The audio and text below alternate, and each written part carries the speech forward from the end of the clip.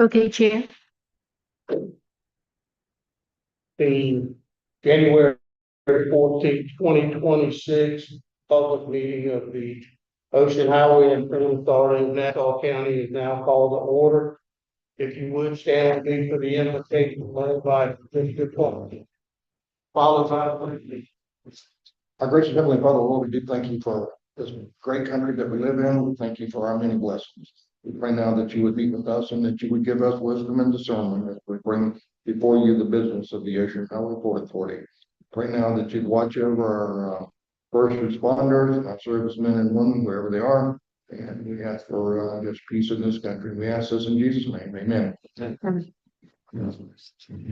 I would to the United States.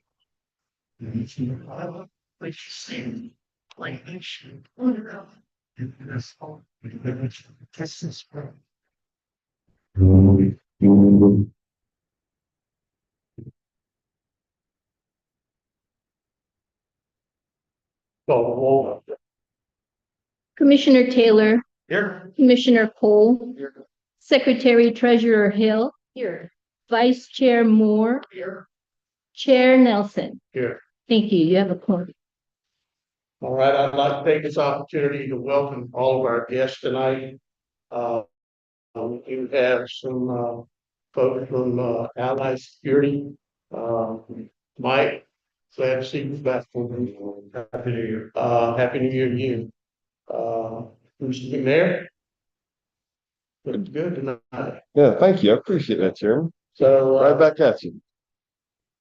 Again, I do want to welcome you. Is there any non-agenda comments? Do we have anything? None. Okay. All right, we'll move right on into approval of minutes for December 3rd, 2025. Motion approved. We have a motion, we have a second. Second. All in favor? Aye. Motion carried. All right, OHPA attorney report. Yes, happy New Year, everybody. So we're going to talk about the property appraiser litigation a little bit later in the meeting. So I have some updates for that I'll do then. But in OHPA did file a notice of appeal to appeal the decision of the court that did find in favor of the property appraiser. And we've appealed that. We filed our notice of appeal, and it will be probably towards the end of February before the very first, we have to file the very first brief, and we get about 70 days to do that after filing the notice of appeal. So about towards the end of February is when that will be due. And so that'll be the first thing that happens. And then a response will come from the property appraiser probably within 30 to 40 days of that. And then we go on from there. This is litigation, just like in the trial courts. Nothing is going to move quickly. And yeah, so with that, the operator has been paying the legal fees for both the Gunster law firm, who is leading the OHPA's case in here. And of course, I'm following along, and then Amy Polson is working on behalf of Worldwide Terminals. And so she sent me, we were going to execute for tonight some type of agreement that says they're going to continue to pay the legal fees. So she sent me what's called a common interest agreement. And I have to do some research, and she didn't know the public records laws in Florida. And what it is about exchanging information between the attorneys. And they would like that to be confidential. So I just have to, what I think the operator is concerned about with confidentiality are things that we can cover while we're in litigation between the attorneys.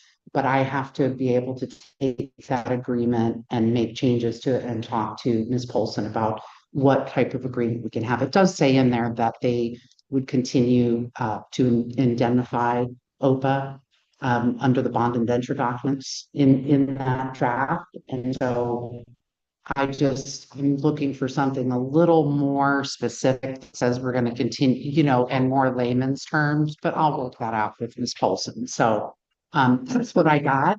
In terms of for the next meeting, we hopefully will have a letter agreement on grants, and that's just a template form. But I think we need to send that for every grant. If there's a grant that this, ideally, if the board approves, if we don't have a very quick deadline, if the board is going to, at a public meeting, approve a grant agreement, then I think before we send those grant agreements in with signatures, we need to have the matching funds, know where we're going to get the matching funds from. So if that's an executed letter with the operator, and my idea is just to have something very simple. Here's the grant, this is the match, and the operator agrees to pay the match, which is we're all going in together from the time that they approve the Right, grant. this will be on a grant, not great, grant. I think so. Yeah. Yes. Okay. I'm just coming up with a template that by the next meeting we'll have for the board to approve and Amy will have Okay. approved. Yeah, that's simple. The next thing is security services. So holidays, I had surgery in December. I did not have a lot of time to deal with the security services. But when I did, I kind of ran up against a wall in terms of, I know that Commissioner Hill mentioned an executive summary, that if we could have the three firms submit an executive summary where we could compare apples to apples. But I guess I couldn't figure out what that was from the three proposals, what that would look like, other than just give us your price. Well, the prices are kind of laid out differently. So I didn't know if you had some ideas, Commissioner Hill particularly, she looked through it, or other commissioners, about what categories of pricing you're looking to compare. We have hourly rates. There are monthly estimates, there's benefits, vacation time. Is there anything that y'all have in your head? Otherwise, I'm just gonna do the best that I can. And I didn't know, Commissioner Hill, if you. So I know that item is later on the agenda for 11B, but I know that it's deferred, so I'd love to hear what the other commissioners think about the status of this RFP at this point. Since that kind of chunk of work that the board asked for at the last meeting hasn't been done. Right. I didn't know if there's still a budget for your fund on that. Well, yeah, Just given all the other. there is, because the time that I could make up for last month, there were a few, I didn't get to the 15 hours last month. I think I had like 12 or something like that. But that money is still there because the retainers paid. I mean, I want to be able to give the security companies something that they can submit that we can compare apples to apples, because all I was going to do was get them to prepare something short, sweet, and simple that we could compare these three firms.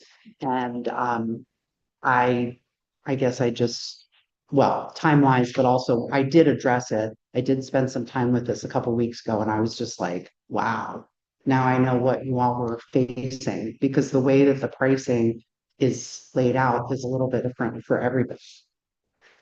I think it's a decision for the full board as to whether we want to negotiate with all three vendors, which is what we kind of left the last meeting. Yeah. Since that hasn't happened, do we want to move forward with negotiating with the three top vendors, or this isn't. It's not the item. This is just my report. So I did not get I did not finish the work, but I also feel like I needed more information. And so, yeah, I mean, if you want to negotiate with the three firms, what am I negotiating other than, you know what I'm saying? Because they're coming in with different things, and maybe I didn't ask the right questions at the last meeting. I think when you go into the negotiation phase, you would ask for the best and final from the three vendors. Just know that you've been shortlisted. Please provide your best and final. And please, give us a statement of rates in form. So the form would be consistent with what we saw in, I know that Ally did provide a statement with a monthly Mhm, budget is an annual budget. mhm. It also needs to line item golf cart, right? So those are the specific items from the meeting. And we did talk about it kind of detail. So that would be in the minutes, but, yeah. Oh, no, it's not. It was great, earlier. Sorry. Well, mine was too. Okay. Is that better? Yeah. Yes. Well, it's flashing that second, so it means, Okay, Oh, maybe that. so, I think, yeah, so the key items would be the monthly spend, the annual spend. What is the rate for overtime? Right, so like, I think, I have to go back to most of the responses. There's site supervisor, security officer, and then regular time, overtime, and then I can't remember if anybody had a holiday differential in there. And then the vehicle. Got it. So it's helpful if we say, this is the all-in for monthly, but just to, shorten the, You said site supervisor and what other position? Security guard. because some of the proposals said, here's the hourly rate, and then they said, PTO. But Right. they didn't explain. Understood.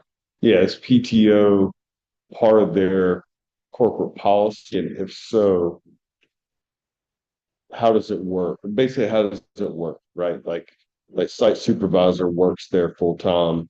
They take their 2 weeks of PTO. Do we pay for that time off and a replacement? Like how does it work? Okay. So that was a really good point you brought up last time.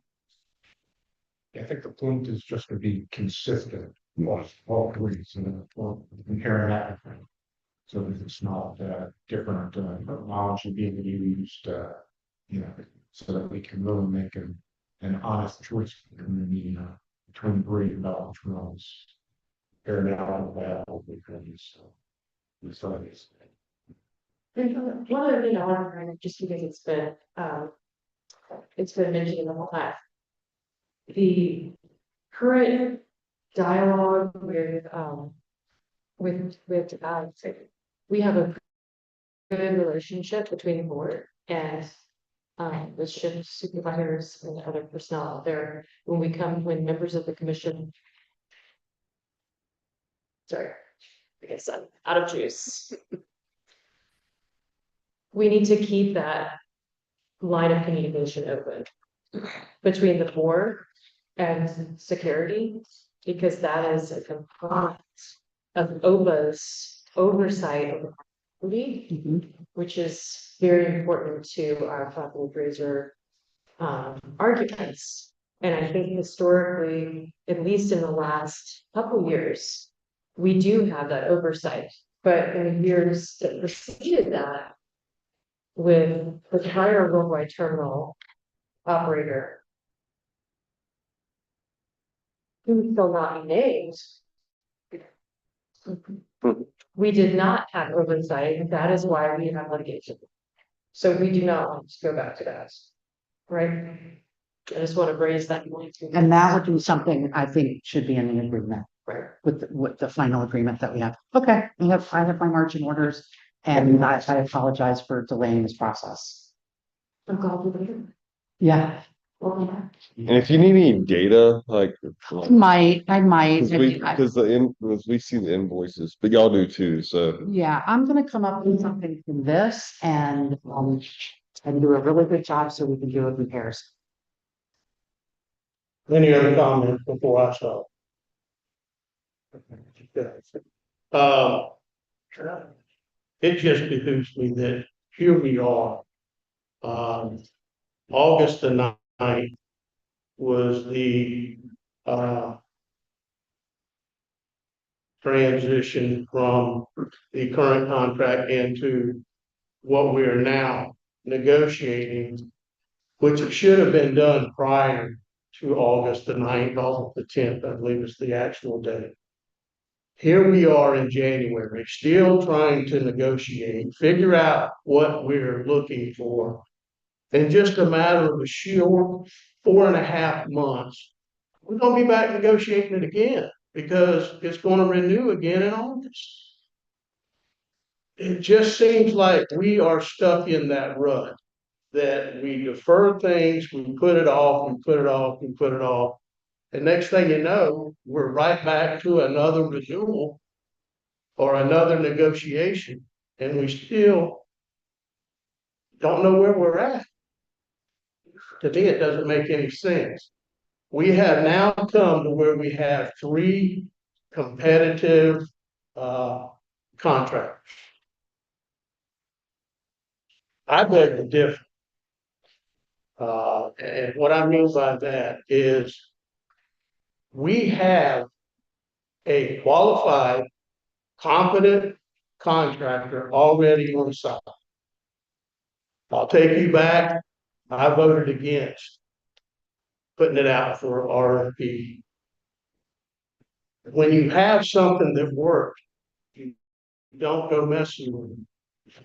It was all up front. It's all public record. You can see what we're paying, but the board wanted it, so be it. Here we are, months later, and we're no closer to figuring this out and making a definitive decision out of these 3. It's my opinion that we tonight, we pick one of the 3 and we go with it. To continue this, spending time on legal and digging, and Commissioner Hill already said it, we have a good relationship with the security firm that we have. They do what they're supposed to. In the last couple of weeks, we've seen them in action again. And they've done everything right. So why would we want to go out and stick our necks out and end up with somebody that's not professional, that doesn't really understand how a Marine's gonna work? That's my opinion. I think we need to move on with this and stop deferring. When I say defer, why? We have enough information now. If the operator doesn't want the golf cart, the vice president that approved it, and he was questioned several times, get it. Man doesn't want it, we'll get it taken out. But that shouldn't hold up the process.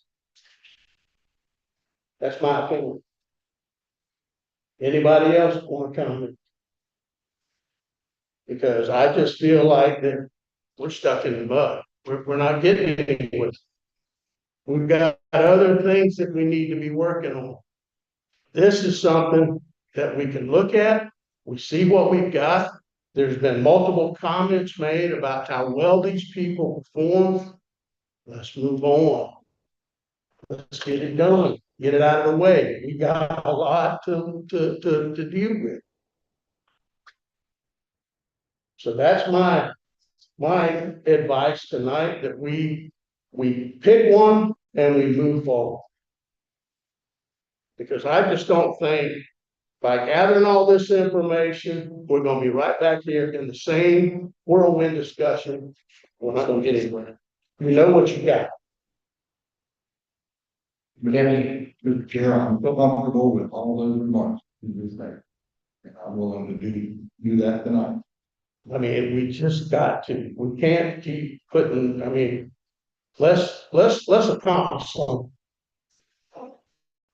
Kenny, having entered the RFP process, is there a way to back out of it legally? Yes, anytime that you, and it says it in our RFP documents, anytime you issue an RFP and you get responses like this, in order to back out or to not negotiate with it, you just say that we're just throwing out all of the responses and moving forward, not picking anybody from the pool. Although Allied's already there, you're essentially, that's what you choose to do, just sticking with Allied.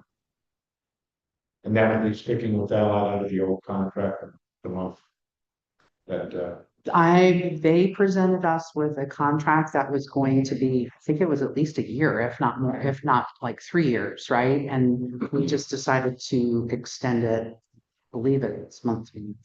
But I would assume that if you can negotiate a new contract with Allied at any time that you wish. The RFP process, by the way, if I could just say that, it is a good idea to periodically, every 3 to 5 years, 5 years for sure, to go out and competitively solicit proposals. If you don't get anything that rocks your world, I mean, you just say, thank you very much, and that's it. It says that in there, they take that risk when they submit a proposal, so. Rather than saying, because Allied submitted a proposal, that you're choosing them, the way that the process has gone, I would recommend if that's what you decide to do, that you're just not accepting any proposals at this. just for my personal edification, would a better process be in the future, not necessarily for security contracts in general, to issue RFI? That way you're not really committing to anything, you're just doing market research about the market interested. You can do that. An RFP, like I say, the same thing is the RFP process for proposers is usually more complicated. It does take them time and energy to put these proposals together. So an RFI, the idea is that they're going to send back a letter saying that they're interested in some general terms, but yeah, you can do both. I don't know that it's a better process. It's easier on those that decide to propose something, or, you see if there's any interest in it. So if I may just add another comment, when you're negotiating with one vendor and there are no other vendors under consideration. It's like assured, so they know, like, right, they know that they're the only vendor.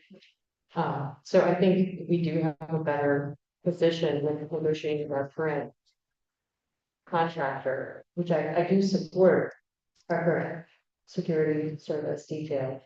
But for members of the public and for other companies that in good faith submitted bids, it does seem like we should follow through on what we directed at the last meeting, which was to in good faith ask for best and final proposals from these top three. And even if the incumbent is clearly favored by the positive comments and goodwill from the board, I think it does help our process.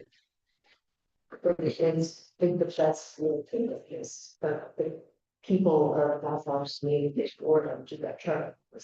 Not just the folks that we like to deal with because they're the bases we know, right? But that's the perception when you're dealing with a captive vendor. Although I do feel that way about them because I do like going to the short and see with more places. Yeah, we've had exposure to them. We've had incidents where, as I said, they performed flawlessly. We've had comments from CDP on how well they addressed the situation.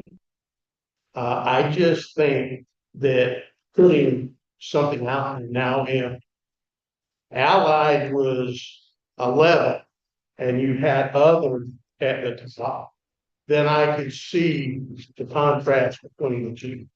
But when you went through the process and Allied still ends up in the top three, to prolong this is to take away our resources and our energy from other things that need to be dealt with and need to be handled. And can continue to get into that repetition. So, well, let's look into this and let's look into that. We're dealing with people's lives here. They have to get up every morning and go to the shift. We got some people sitting here tonight that's got to go.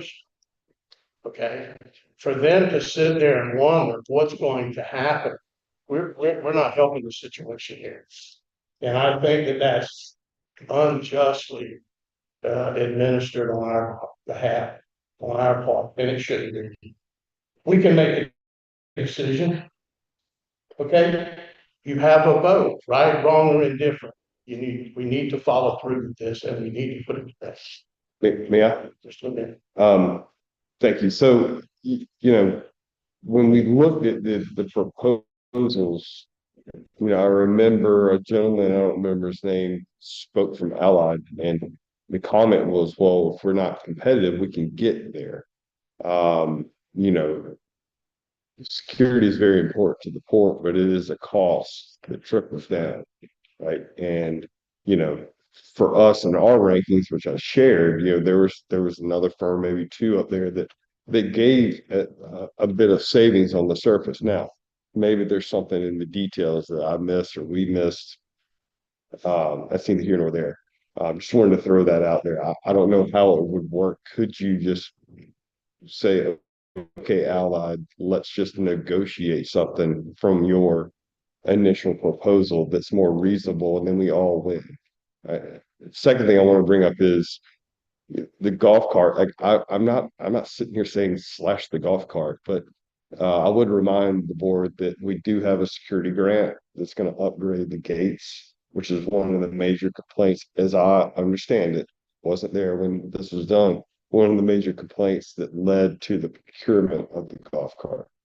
Right. So I'll just say that. And then, yes, we did have a major security breach since the last meeting. You were out there.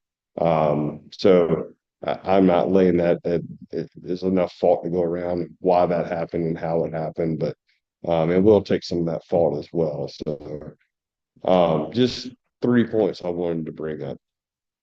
Again, it's y'all's decision, not mine. Mr. Chairman, may I address that? Yes. So the answer to that is Allied is our current contractor on a very short-term contract.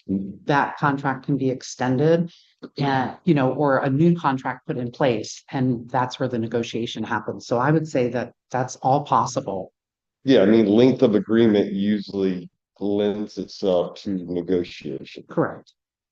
Exactly. That's all I'm. Right. Again, I don't want to overstep here and try to act like I'm making the decision. It's y'all's decision. I'm just giving comments. So I'm not trying to spark a debate or anything. Any other comment? All right. As of now, I'm moving forward with my project. All right. Commissioners, I'm going to say tonight, and I've said it previously, and I want to say it again. I would like to see a motion made tonight that we retain Allied as the security contractor for Fernandina. We move forward. As I've stated, in just a few short months, we're going to be right back doing what we're doing tonight, talking about the upcoming contract for 26, 27. If you want to make some adjustments, that's where you need to make them.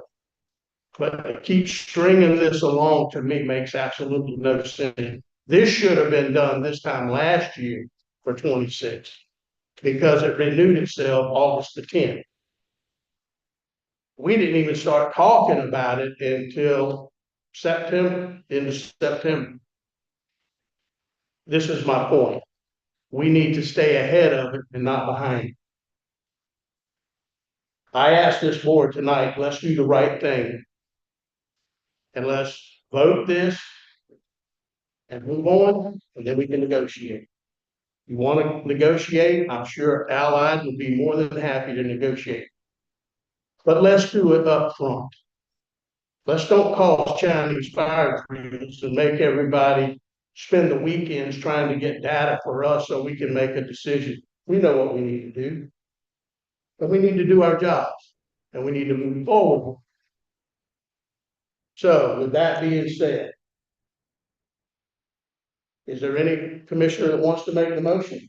I just have one comment here. What I want to make sure that we're doing is make sure that we're doing, making sure procedurally we're correct in what we do to avoid any challenges as we move forward. So, would you know, in a situation like that, if we want to cancel the RFP, would it be appropriate to do a motion to cancel the RFP? You would just reject all of the proposals. That's what the motion is rejecting all the proposals. Now, Mr. Chair, board members, I just remind you that in transparency and fairness, it does say on the agenda that was published that the decision is going to be deferred to January 28th. So I mean, that, I don't think that that's the basis for a legal challenge that would be successful, but it certainly could offend somebody if you make a decision tonight. I'm just looking at that highlighted and like, ugh. Even if you do, it's, again, I don't think you're violating any laws or anything. You can reject those tonight. You don't have to have it. It's on the agenda, but it says it'll be deferred.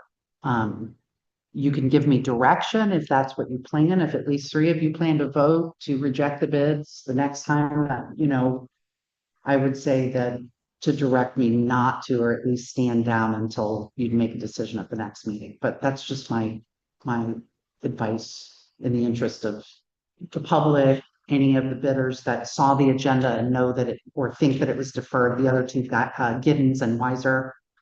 They're not here and they may not be watching thinking that it was deferred. So just a Okay, thought.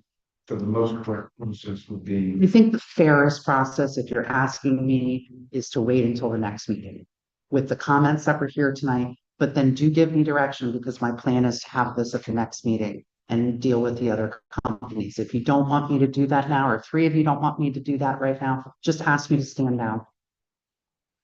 Okay, I make a motion to have community stand down on the negotiation for the RFP for the sure. And put this on the agenda for the 28th.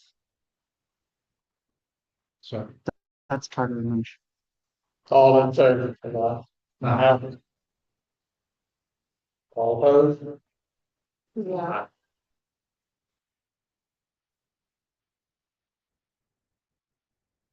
So is that unanimous? Sorry, I was writing 3-2, Did you get and no, the 2. Taylor and Hill voted nay? That's the end of my reports, Mr. Chair. Okay, thank you. All right. Accounting. So you have the monthly treasury report in your package. Nothing unusual. You paid the first half of the audit fee for the previous time of the month. We continue to work on the audit, answering questions and things like that. They're back in their offices after their field visit. We will be working on as I tell you every year, on the management discussion and analysis. So if anybody may remember, that is the Port Authority speaking, and that is the Port Authority can put comments into the annual report. So I will be circulating that shortly as soon as we have a financials, which should be in the next couple of weeks. So again, I'll be circulating that comments, things like that. And then on page 2, we have the balance of the account. They have any questions? That's my report. All right, any questions? Yeah, are we doing the regular reporting, regarding the pilot fee collection that the operator is collecting? It's like a youth access service call, right, administrative fee. So the pilot fee was a new tariff line item, and it was like $1.70 a ton, and the operator is collecting this, Or the per ton, right, yeah, it's per per ton ton, fee it's a per from the ton. contract. But this is what's supposed to build up the 50,000 for the pilot fee. Right, so we've already, so, and this is what I'm looking for. No, we agreed on the 50,000 one-time fee, if that's what we're thinking here. Right. $50,000. On-time fee, that's what, and I was waiting, so we put that in the other information, waiting for the legal agreement. To clarify that agreement, to make sure we're all on the same page. But yeah, the 50,000 one-time fee. And then after that, represent essentially, no, we're not getting so to answer your question, no, we're not receiving reports. We only receive, we could, I mean, obviously we receive it per truck fee, we can make that kind of risk ourselves. But essentially all that money is now going to insurance. Right, so the agreement, There's again, insurance. should be clarified. Was that the 50,000 was the first amount collected? And for that, then there's a split of money, right? So that 25, 75, I think, for the first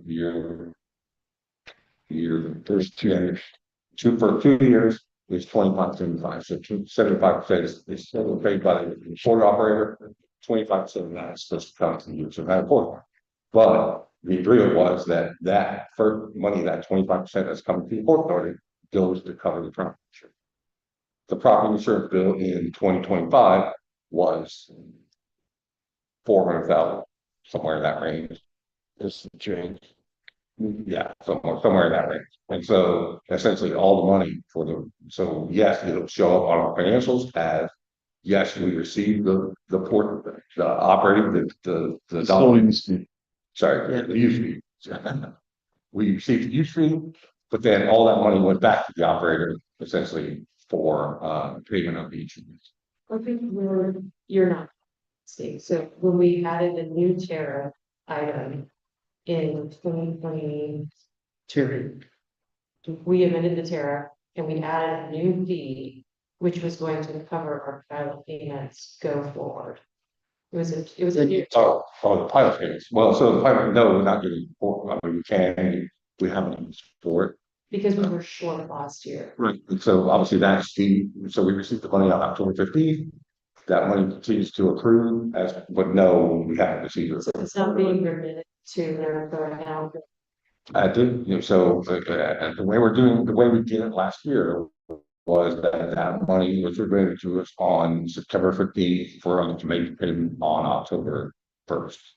So we were, I'm gonna say $8,000 short. I have to look back at the exact records, but about $8,000 short last year. We anticipate that will cover the fee this year, but no, we haven't asked for a report yet.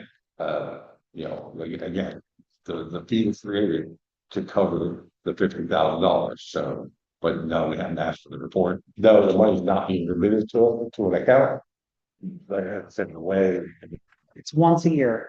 Well, It doesn't really break out the facility use, I mean, the new tariff, it doesn't really say, if I recall, I mean, but there should be collection reports, I would think. yeah, well, batch form. I mean, periodically we batch form get to that one because obviously we anticipate. You want like a status update? Yeah. So do you just want that? Yeah. Be a part of our monthly report? So the board to know where we stand with that collection because we absolutely do have to pay it to the city. Yeah, and we accrue it. Yeah, it's become such an issue for the board and also we were short last year, so we don't have any. We didn't get a full year of a collection. That was the thing. So- Right, but last year we never got a full year of collections, which is why it was short, correct? Right. Yeah. So last year started. Vaguely started. Because the tariff item didn't get approved until later. So. Okay, so I'm just trying to help here. Do you want me to include that in the operating report? Okay. Okay. Not to get future discussions. Sure.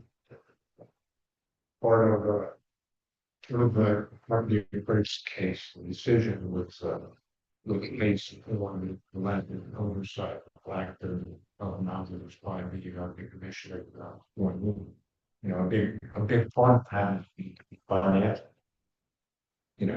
Yeah, I know sometimes it's a pain to get money into our, knowing that we're going to have to pay this, but if we instead that we know how much money we're getting, even though we have to pay it back to the operator for the insurance.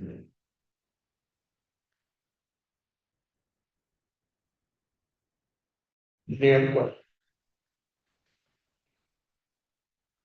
All right, move on to port operator report. Is that? That's it, thank Okay.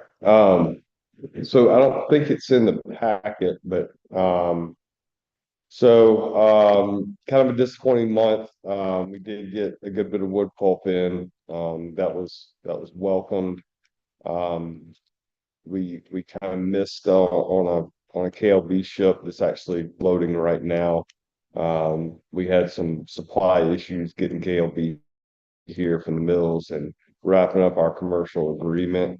But the containers were pretty steady, actually up a little bit from the last couple of months with Summers Isle, of course. Um, but I will say, looking forward, yeah, I think January is going to be a really good month. We've had a pulp ship in already, and then we're loading a ALB ship to the gills. We may even have cargo on the deck. So that's really welcome. I mean, I'll just elaborate on that a little bit. Everything else is pretty steady Eddie, and the tariffs are hurting some of especially the Brazilian cargo, but the KLV coming back strong is really helpful. That's a job creator. Commissioner Nelson knows that, the way we load those reefer ships it's a real job creator because you have to sling every single roll out there. So we have an army of people. So that coming back, it gives me hope. Working on several things. We're still working on salt contract, bag salt, not bulk, just for the record. We continue to have dialogue with Green Tide, the container line. TBD when they're going to start. They to be honest, they've been a little shifty with me. We do have a meeting with them this week, so I hope to learn more there. But our regular customers are chugging along. But again, the tariffs, our hardboard customer, Yucatex out of Brazil, they're really struggling. It's a big trickle down effect from the tariffs. But I'm happy to answer any questions y'all have. And I have one other thing. This isn't a done deal, but I've commissioned some engineering studies to be done in our Friendly Road property with somewhat of an intent of possibly building something there to complement the port. But that's in the very first stages. We're gonna crawl before we walk with that one. What was our monthly for, Nate? Tons are 14,000. Any possibility that you would test, go back to Tanner down? Or just like, oh. I don't think so. I really, and this isn't me spreading propaganda. I think the service they get here from us on and off port is unparalleled. The guys in Jacksonville have been trying to get that business from us for forever. They like the way it works. Actually, it's, the way container lines work. They say, going with the charter they use now with Trent vessels is actually cheaper than containers.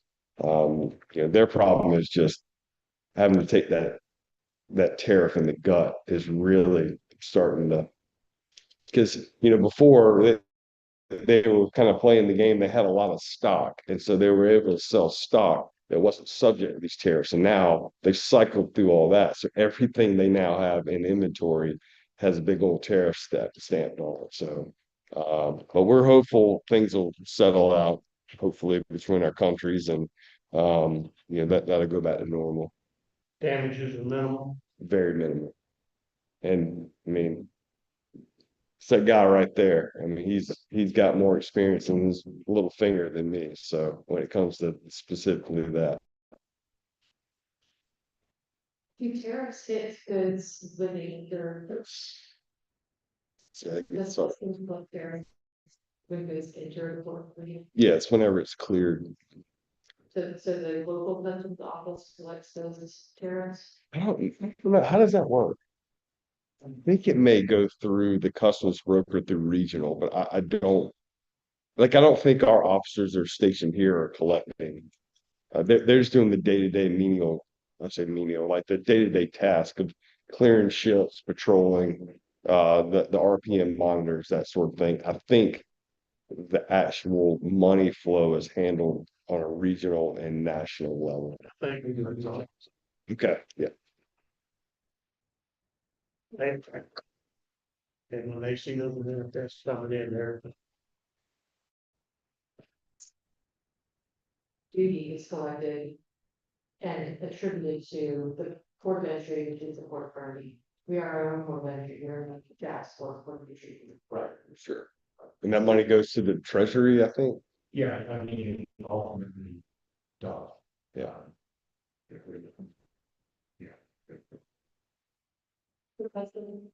Duty is not the head Florida, don't put that in that. And the port authority actually, directly port of entry and thirty-eight to those who are government specifically. Significant, and hostage. And objection with things, Numbers. Each,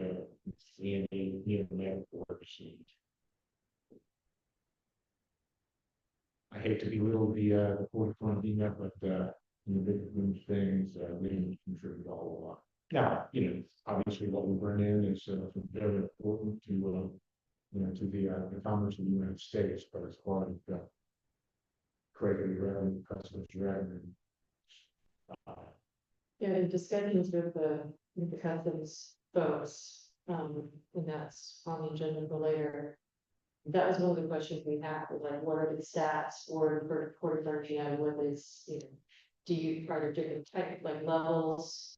Because obviously they want, $3 million facility, and, They couldn't really answer. Or they didn't want to answer.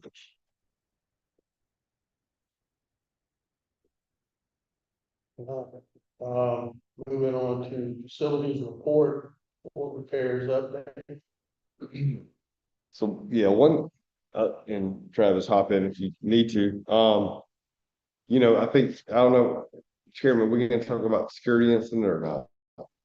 We will toward the end. Okay. It be general. Okay, but Later. connect to it, lighting was an issue. I've directed Travis to start the process. We're gonna start with low hanging fruit, which is get a man lift out there, start replacing bulbs, and fixtures and see if we can get the lights back. We don't run night operations, which I think is why maybe it's kind of slipped off the radar. But as we'll talk about later, it's curious. It's kind of a wake up call. I think everybody agrees we need to sort of get on that. So I think that's going to be, is that next month? You're going to start that? We're already starting now, we're just starting with small bulbs, what we can do now, when we have the man that's out there. I am looking to fixture next, that's ballots, everything involved is out. So, by the end of this month, 1st of February, you will see a difference tonight. And then I'd say the fender replacement, we're weeks away from getting that. As soon as stuff hits the ground, trust me, I've been very adamant with these guys. As soon as it hits the ground, you need to be here installing it, working with Travis with the vessel schedule, because we're not going to be embarrassed with this grant process. So just know that that's a high priority. Okay. I know I was out there last week following up on the 12/18 incident. And Travis and I had a chance to talk about the lighting, and we actually looked at it. So that would be a big plus. We see what happened, don't understand why it happened, but it did. So Travis is doing a good job sewing up those holes with that. All right, Got just one thing. I noticed there was one of the roll-up doors in the warehouse. It's blocked with rolls of regret. It has been for a while. We had some input with a couple of quotes, I'm being completely transparent here, and getting it wrapped up in the CapEx and the timing and all has been up. They're in there now, it's a matter of scheduling and getting moving forward, but there are 2 doors we're getting it placed on warehouse wall. It's just not there yet, but it is in the works, I can guarantee that. And what's estimated conclusion there? I don't want to provide you something I'm unsure about. To be completely honest with you, I will update you. I will update the entire board through But Rosanna, when I get that date for you. But order of magnitude, 2 weeks, 4 weeks, Yes, 8 weeks. I'm thinking it's a month. No, 6 months. I'm thinking it's in a month. My guess right now, without having all the information in front of me, looking back through emails, hopefully within a month. Fair enough. But don't hold me to that, and I will update you as soon as the board, as soon as I can. Thank you, Trevor. Yes, sir. All right, on the new with the container line from Mexico. I think you alluded to it just a little bit ago. Are they still diehard planning to come this way, or are they up in the air now? I'd say, I mean, it's somewhere in between that, they are firmly established now in Tampa and in Baltimore. And my opinion is that they are focused on those home bases. They do want to add Fernandina. It just, the commercial side of their business hasn't shaken out. But they've assured me the southeastern stop is going to be Fernandina. They don't want another port in the southeast. And you know why? It's our non-union presence, right? Yeah. I would, Mr. Chairman, I'll agree. I mean, it's very disappointing. We sort of had our, whatever you want to call it, a letter of intent or whatever. That was 3 months ago, right? And, my goal is to get a ship in here by December, and here we are, January, it hasn't happened yet. They are, gonna time charter a sister ship to the Whale Orca, so they're gonna have 2 ships now. So hopefully that's a catalyst that gets them in here. But again, not what I want to hear, but it's not, all's not lost. They haven't walked away or anything. It's just, they say it's just delayed. And they set up shop in Tampa. Where else did you say? Baltimore.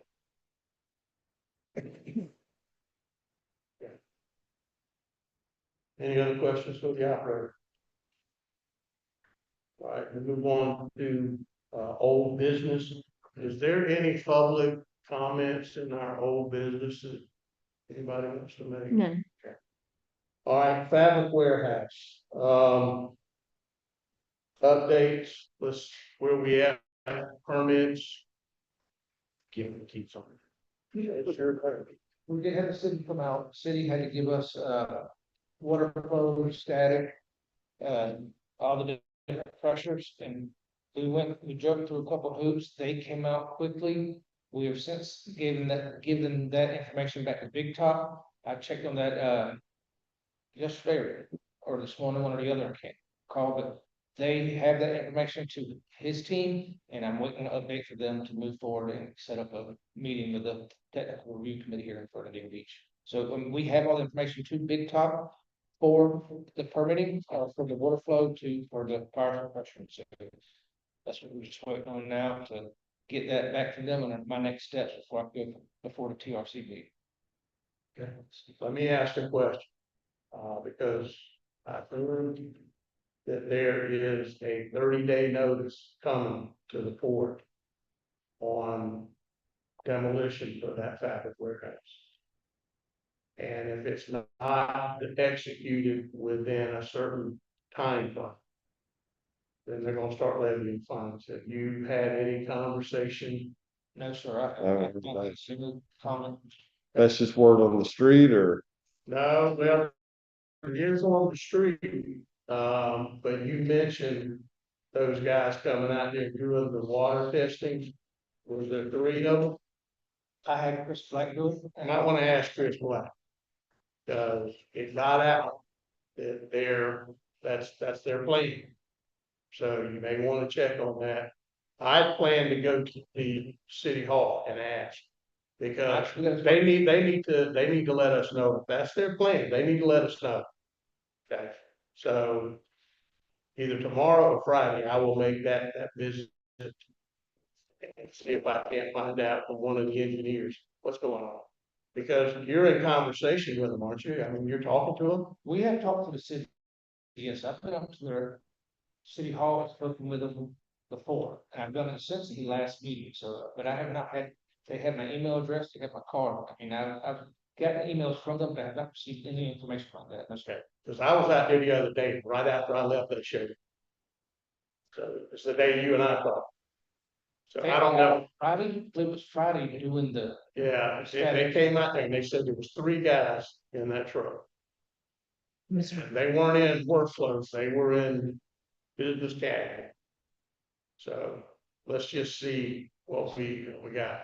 I'll swing by there tomorrow and I'll come by.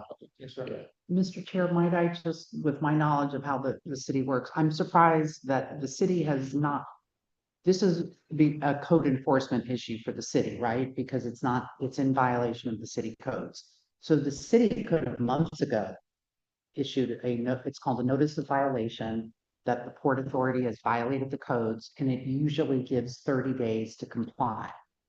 If property owner OHPA does not comply, then they can set the case for a hearing in front of the board, the code enforcement board, and then OHPA has the ability to go to the hearing. And then, you can make a case there, ask for more time, or whatever. But the fact that the city hasn't done it already is just because the city's being kind, I guess, but they could at any point issue that notice. And so I suspect that the guys that you say, and I say that in quote, whoever came out is probably from the building department or the fire marshal. Fire marshal usually wears a uniform. So if they were from the building department, would be my guess. Or they would have identified themselves as code officers with a little badge on their belt and said that they were from code, so. So them coming out, just to be clear, we set that up, I asked Chris Black to set that up with the city to get the actual. So I mean, it was in conversation with them, just to be clear, to have them come out, and give us those pressures. Yeah. So I mean. Yeah, that's all standard, totally different department. The two departments aren't, code enforcement is not talking to one of the guys that came out and they have some knowledge that there's a code violation. But other than that, and I'm not saying they won't do it, they could do it tomorrow, and then the clock starts ticking. I would think it's 2 different processes. It is.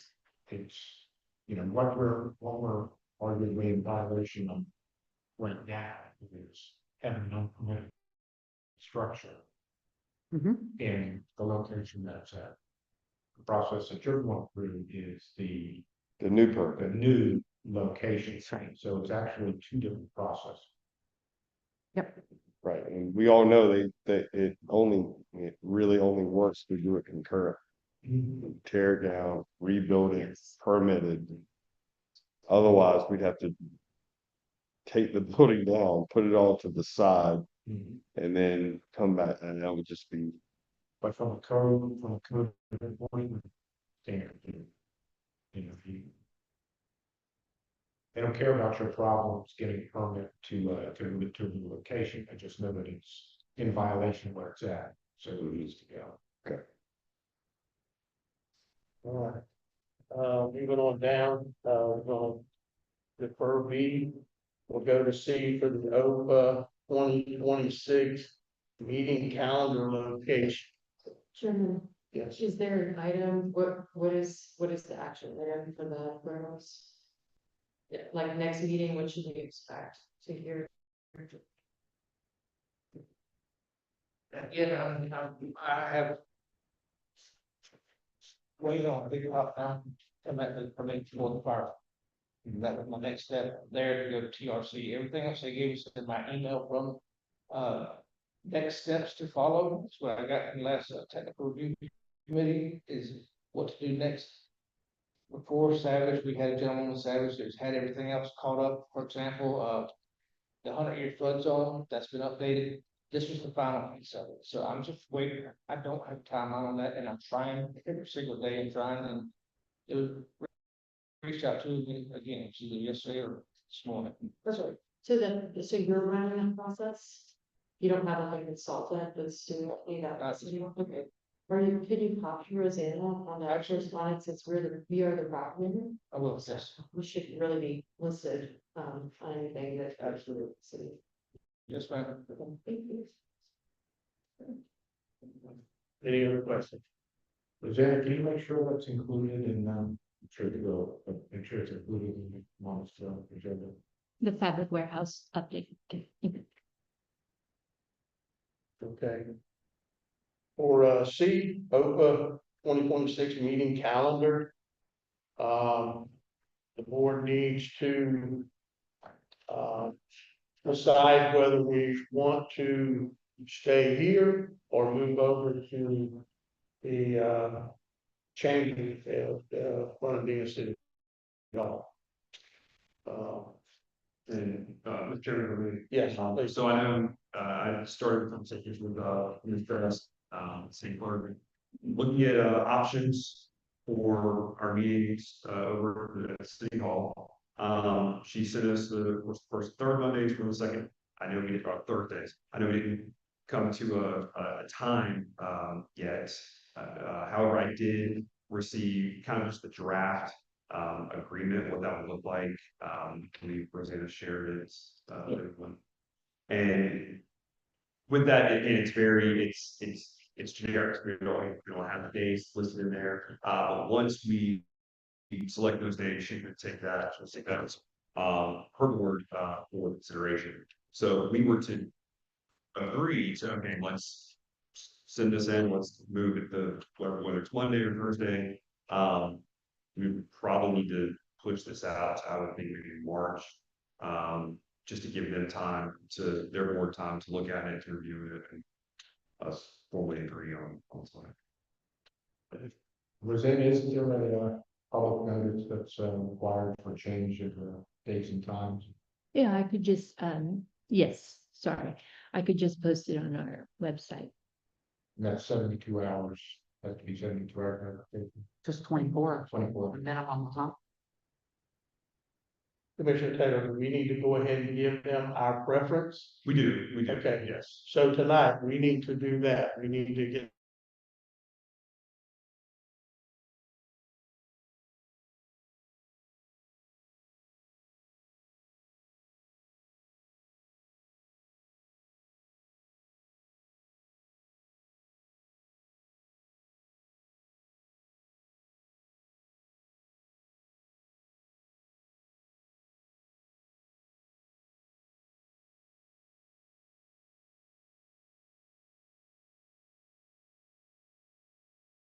that out of the way.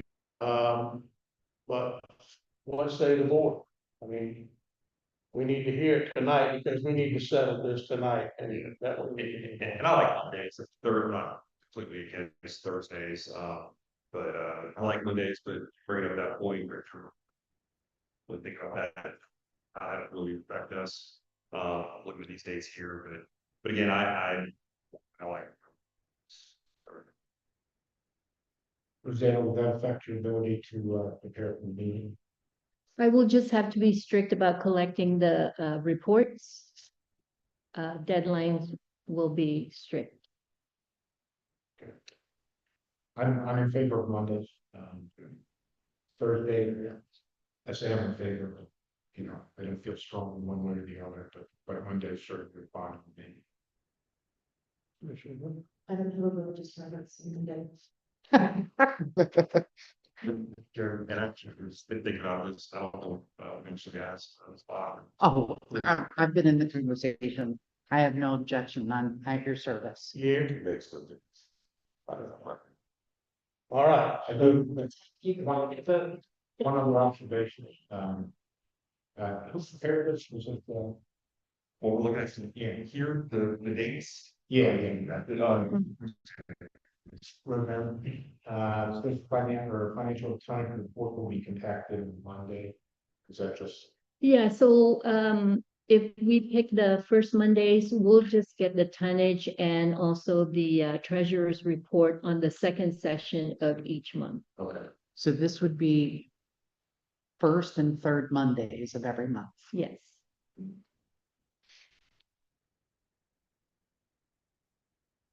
Okay, we have a motion. Chair, I make the motion that we establish the first and third Monday as the dates for the committee meeting.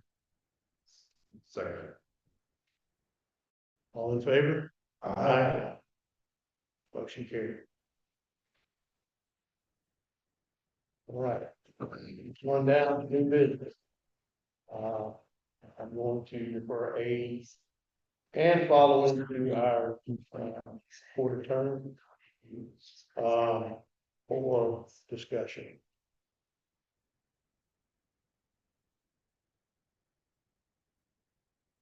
Yes, this is really important. Sorry, I mentioned to Rosanna, maybe at the next meeting to bring us, there's only a couple I'm looking at, holidays and 26 that fall on a Monday. There's not that many that are going to affect us. But, and to bring those dates at the next meeting so that we have them and put alternate dates on our calendars. Okay. I have. Here we go. Okay. I'm sorry, it's just striking me, sorry, Tim, Jen.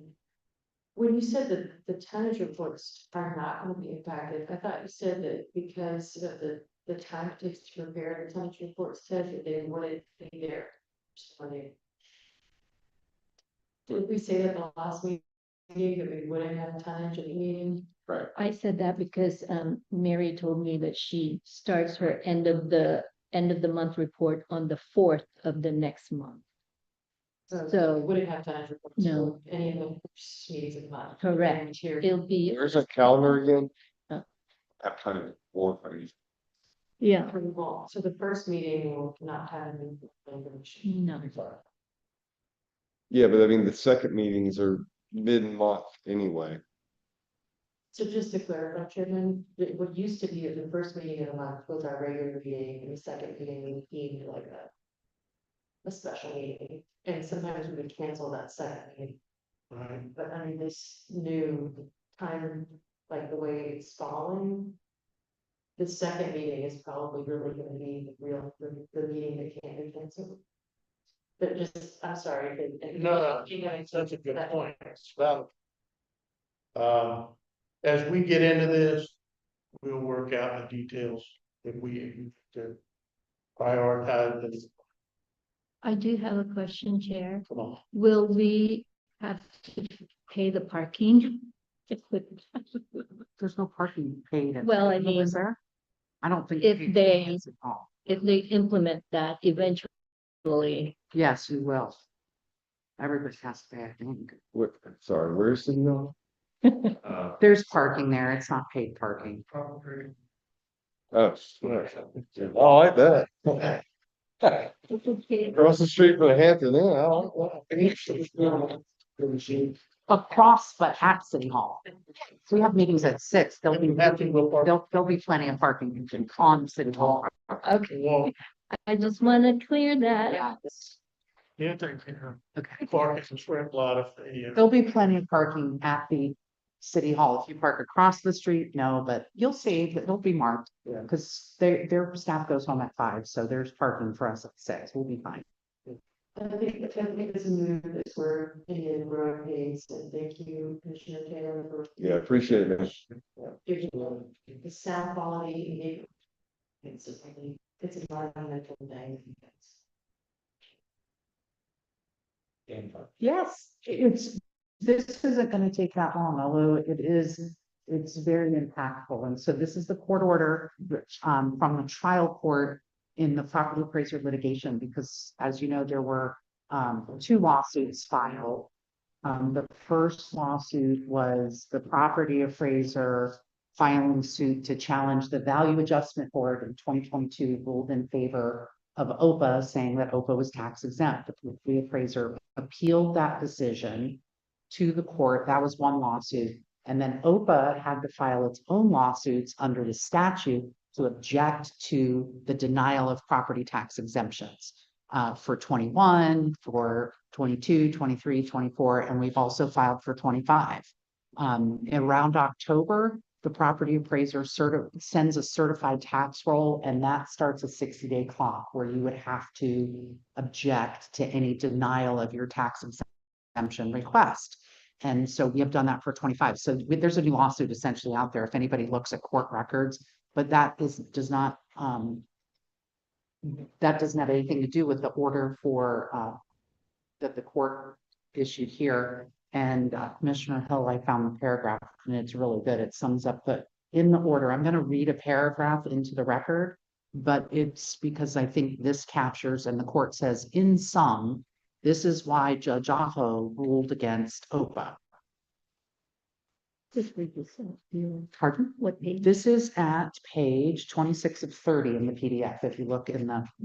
So in sum, Nassau Terminals has control and the exclusive right to use the port.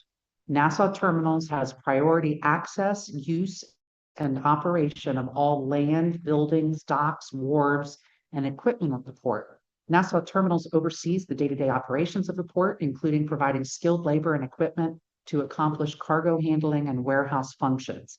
Nassau Terminals advertises and solicits shipping business and is responsible for determining the fees associated with the port other than the tariff rates. Although, if any of you do not agree with this, this is just what the judge thought. Nassau Terminals advertises and solicits business and determines fees other than tariff rates. Although Nassau Terminals must provide reports to OPA, there is no indication that these reports are not already maintained as part of the port operations, and they do not require extensive involvement from OPA. There is nothing in the operating agreement that allows OPA to maintain an absolute right to use any of the port as the city maintained in the City of Gulf Breeze case. OPA completely lacks the right to any concomitant exclusive use relied upon in that case. The court required both extensive control and the continued right to use the property to establish the exclusive use necessary to be entitled to the exemption. So that's what the trial court thought. And of course, we've appealed that decision. Did I capture the summary? Okay. So the court doesn't like the operating agreement and how our relationship is with the port operator and the port authority.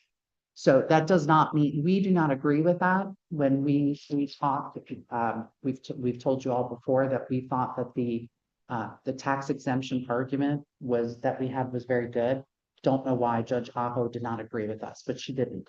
So on appeal, that could change. We don't know, but I would say it will be at least a year, if not two, before we find out the decision.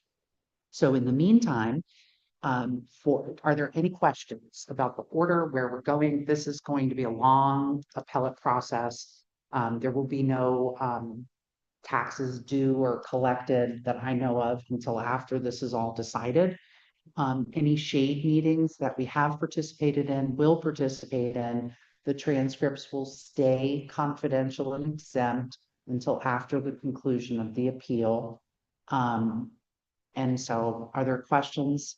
Because I do have to ask for a vote on one little thing here. This is the de minimis tax payment. For the 2025 lawsuit, the statute requires that if we're going to object to the denial, we have to pay something.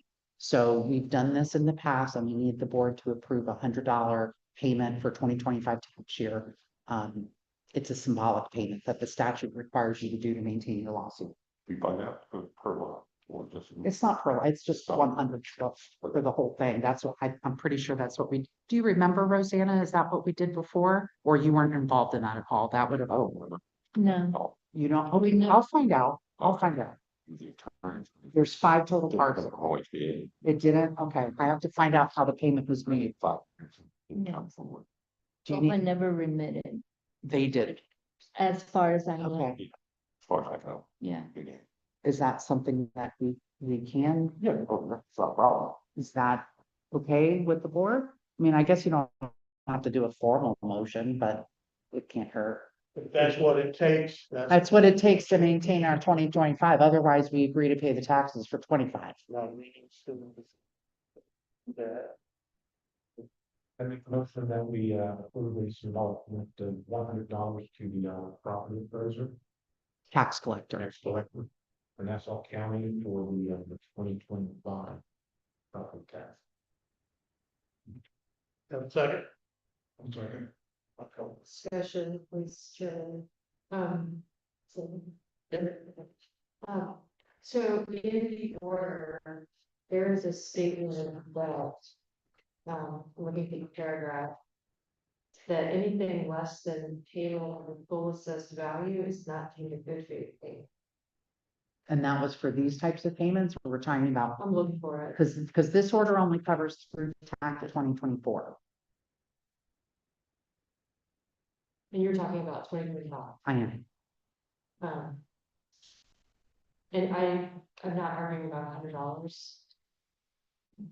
I did see Mr. Bruce's email that he believes a good faith payment is a ministerial step that will provide some evidence that we have met that procedural threshold, that we've made a payment so that we can challenge it. Mhm. And I don't want to give legal opinions, but my recollection from this, when I did practice in this area, was that anything less full assessed value is not deemed sufficient. And that the basis for our challenge to the assessment would be that we do not believe that we should pay your income taxation. Okay. But, you know, either way, I think taking his advice is fine, but we've done something different. It's like we've done something for 3 years, then we missed some deadlines. Because the notice was sent to our old address. 23, yep. And so the property appraiser, who I think knew we weren't there anymore, they sent the notice to the old address, right? And we didn't get it in time to file that. So then there was this gap where we didn't time to file. And then now we're gonna do something in turn different for 2025. So Do you want just a, I just want to. not just you, but the board? I do not know the answer because I'm not the lead person, and I'm the messenger on this one. I need to get him to send an email that explains, that I could forward to the board, that explains why we need to do this and how we did. I know that I saw something where we have done it in the past for this case. We may have missed it in 23, I don't know, but I'm gonna ask him. It's on page 10, the second order. It says the incident case, the failure to timely file suit can contest the 2023 tax year precludes the court from obtaining jurisdiction. Payment of anything less than full amount of taxes levied cannot be considered a payment in right or base to precedent cases. It is undisputed the taxes were unpaid to begin with. Yeah. So maybe his thought is that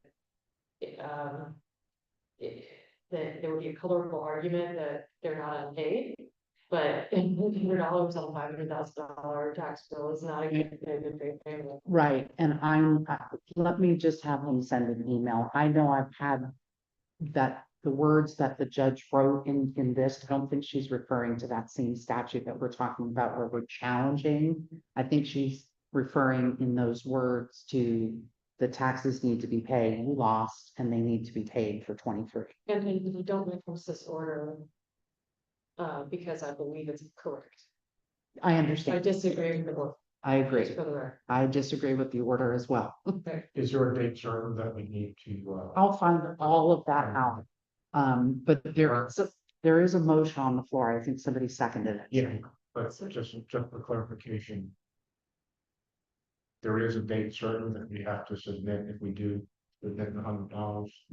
I don't know. Again, I don't know that the deadline for that. I don't know if there is or not. We have filed suit and we have not remitted the payment with the lawsuit or, at the same time. So I assume it's got to be done soon, but I will get you the answer tomorrow. So the motion on the floor was to make the payment.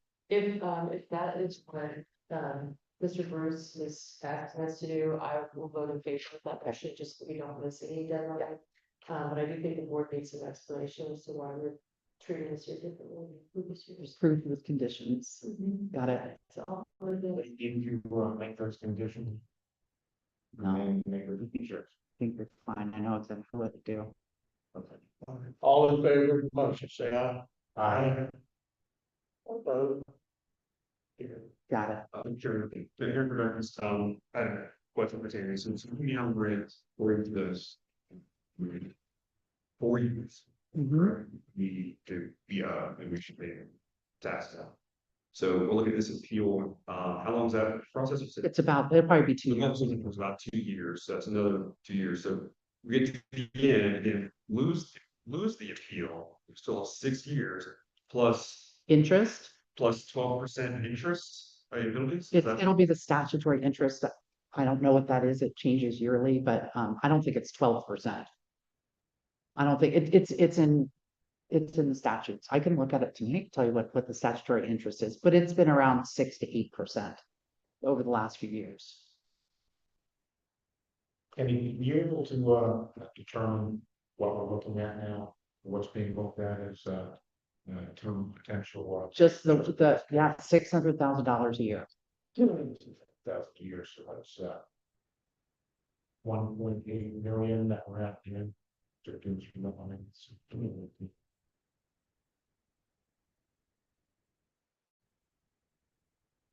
Yeah, 600 times, That's three,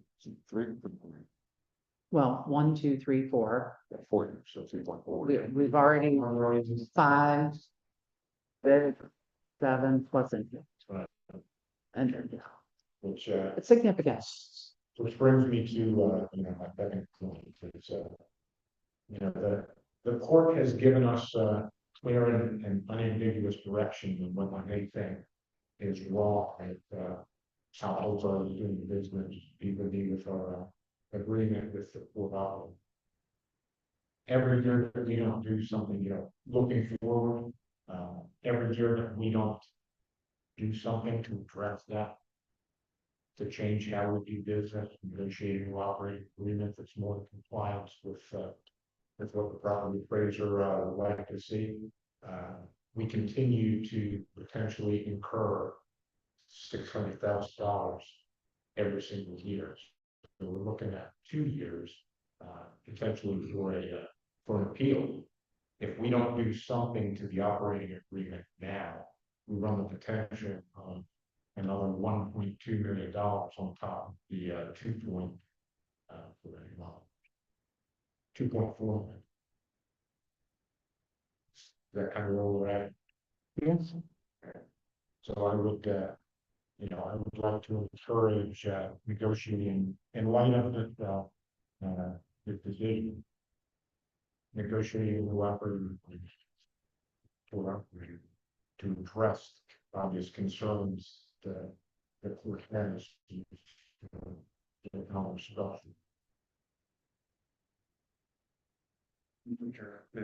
And I couldn't want to know exactly where direction I was going. And we've been dealing with this is long-term predictions from. So it was maybe 3 years ago, when we met with Patrick, who's also Jacksonville, we were talking about this issue and thought of the operator. That's the issue here where you're dealing with the operator.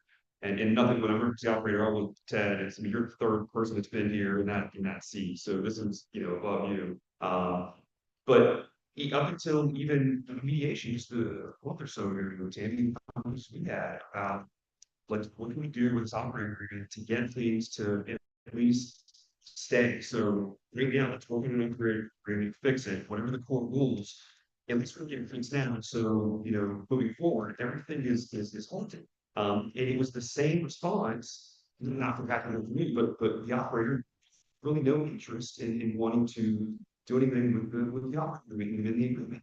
And that's why frustration comes from. It was 3 years ago. It could have been, hey, this is the issue we have, this is the lawsuit that we're in. How do you fix it? And we did it. And then I understand the process, understand why it had to be done. But it's almost, kind of the frustration side, frustration side of me says, they didn't want to work with us then. Why are we going to work on this appeal? And at the end of the day, they don't want to work with us on this operating agreement. Let them pay taxes, let them pay property taxes, and just be done and move on. But that's where it's time for us to, again, we go through this order, and the perceived lack of control, how the judge is viewing everything here. Let's take control, get this back on track. And so I agree with Commissioner Moore. We need to really dive into this number. We can fix it as we're continuing through this. if, to Commissioner Taylor, to the point, if this had been renegotiated 3 years ago, that's, again, top of mind map, that's, $1.8 million right off the bat. These changes, But you have to understand, when that operator's agreement was written, it was written by the operator for the operator. He did not take anybody else into consideration. Period. And now, you know why. And even the court that looked at it, you got a major problem. And I agree with both Commissioner Moore and Taylor on this. It needs to be fixed. We're in a downward spiral. Yeah, but I mean, I've heard comments that say we disagree with the judge's ruling and that we're going to appeal it. No, just hear me out. And I'm not a lawyer, never will be, but if you were to open up the agreement and do a new agreement, would it not be used as evidence in the appeal process to prove their point? No, it shouldn't be. I mean, because that's a mitigating measure. I'm looking to Commissioner Hill and stuff. I mean, we learned that in law school. When you take steps to change something, I mean, we would not just go out and do this. I mean, we would make sure that we talk with counsel, but I think that the board members are expressing their frustration. Sure. And not just with the court order. We've been frustrated. I haven't been here the whole time, but I've been a citizen. The OPA and the citizens are very frustrated with the operating agreement, have been since Mr. Gucci wrote it, and it was shoved down their throats. And so, OPA's in a position where we had debt service and all that stuff, and prior board approved this agreement, and the court, I think, looks at. I think what to take back, Ted, to shareholders and attorneys is what they need to do is they need to read because they're not Florida based. And so this is all Florida based law. And so you can't translate law from Salt Lake City or Wilmington to Florida, not in this case, because this is very Florida specific. So they should read. But we have a Florida law firm. I understand. So I understand that, but they've been, and I don't know if they've been working on this. The court saying if we lose the appeal, it's most certainly because of the operating agreement and how we behave because of what the operating agreement says. In Florida, that doesn't mean that's where we go to this extent, but Florida recognizes management agreements for public assets that are managed by private parties.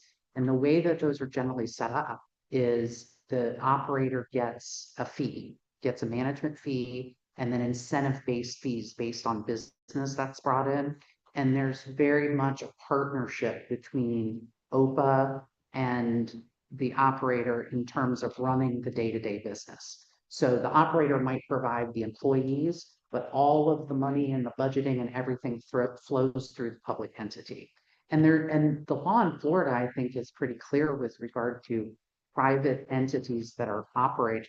There is a private profit that can be had, an incidental profit that doesn't benefit the public, that the company gets to keep, but it has to be incidental. And right now, this board doesn't, and you would say, well, that's by design, but that's not how Florida works. Is we don't know, myself and this board has no idea what other business that you're doing.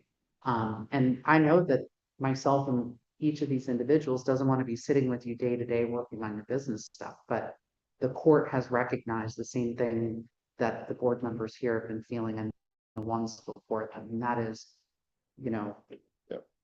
if we don't have more control and we don't know more, and for OPA, yes, it's about the money, but for the court, it's really about who has the control. And I'm not saying that it wasn't exactly like this when Kinder Morgan was here before Worldwide Terminals came in, but now the property appraiser is paying attention. And it also doesn't mean that the appeals court will rule in favor of OPA. But that also does not mean that the property appraiser later I mean, this is just dealing with these tax years. I mean, when are they gonna get off of our backs?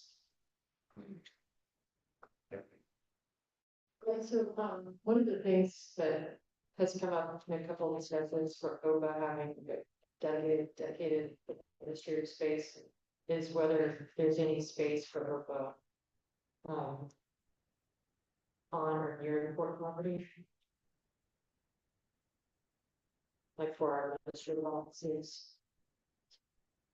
And that's something I would just like to, explore as to whether they, co-locate either once the customs facility moves, maybe relocate, our administrative offices in a customs house. Or if we could work out an arrangement for part of Blue House or for some other portion of the facility. It's not being otherwise. We don't have a lot of space. We only have 2 little rooms here. But I Just for visuals? just for our like office space, so we have, you can explain, the space that you think you need for the. OHPA truly needs a room for the hard copy archives. So that's the main thing, is we need a room for the archives, and I'm not going to destroy those archives. They go back to 1940 something. You know what the city does is they could only hold on to so many documents, right, in their records vault. So they got storage space for their archived records, and that's not unlawful to do that. I mean, as long as it's off the island, not in a flood zone. Still do need some form of administrative. Sure. No, I think that goes directly to, just reading between the lines a little bit,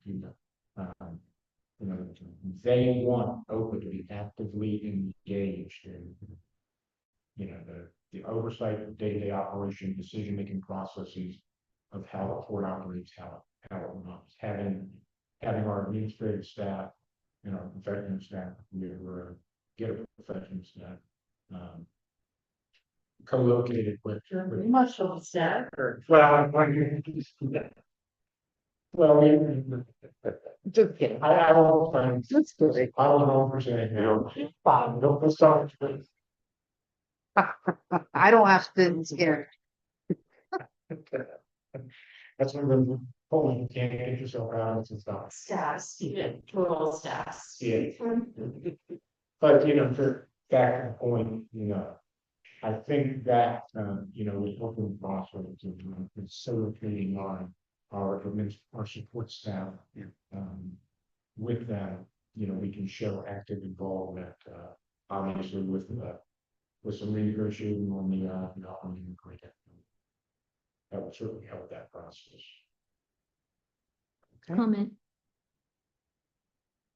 Like you said, Commissioner Hill, the utilities bill at the customs house is higher than our rent here, like by $200.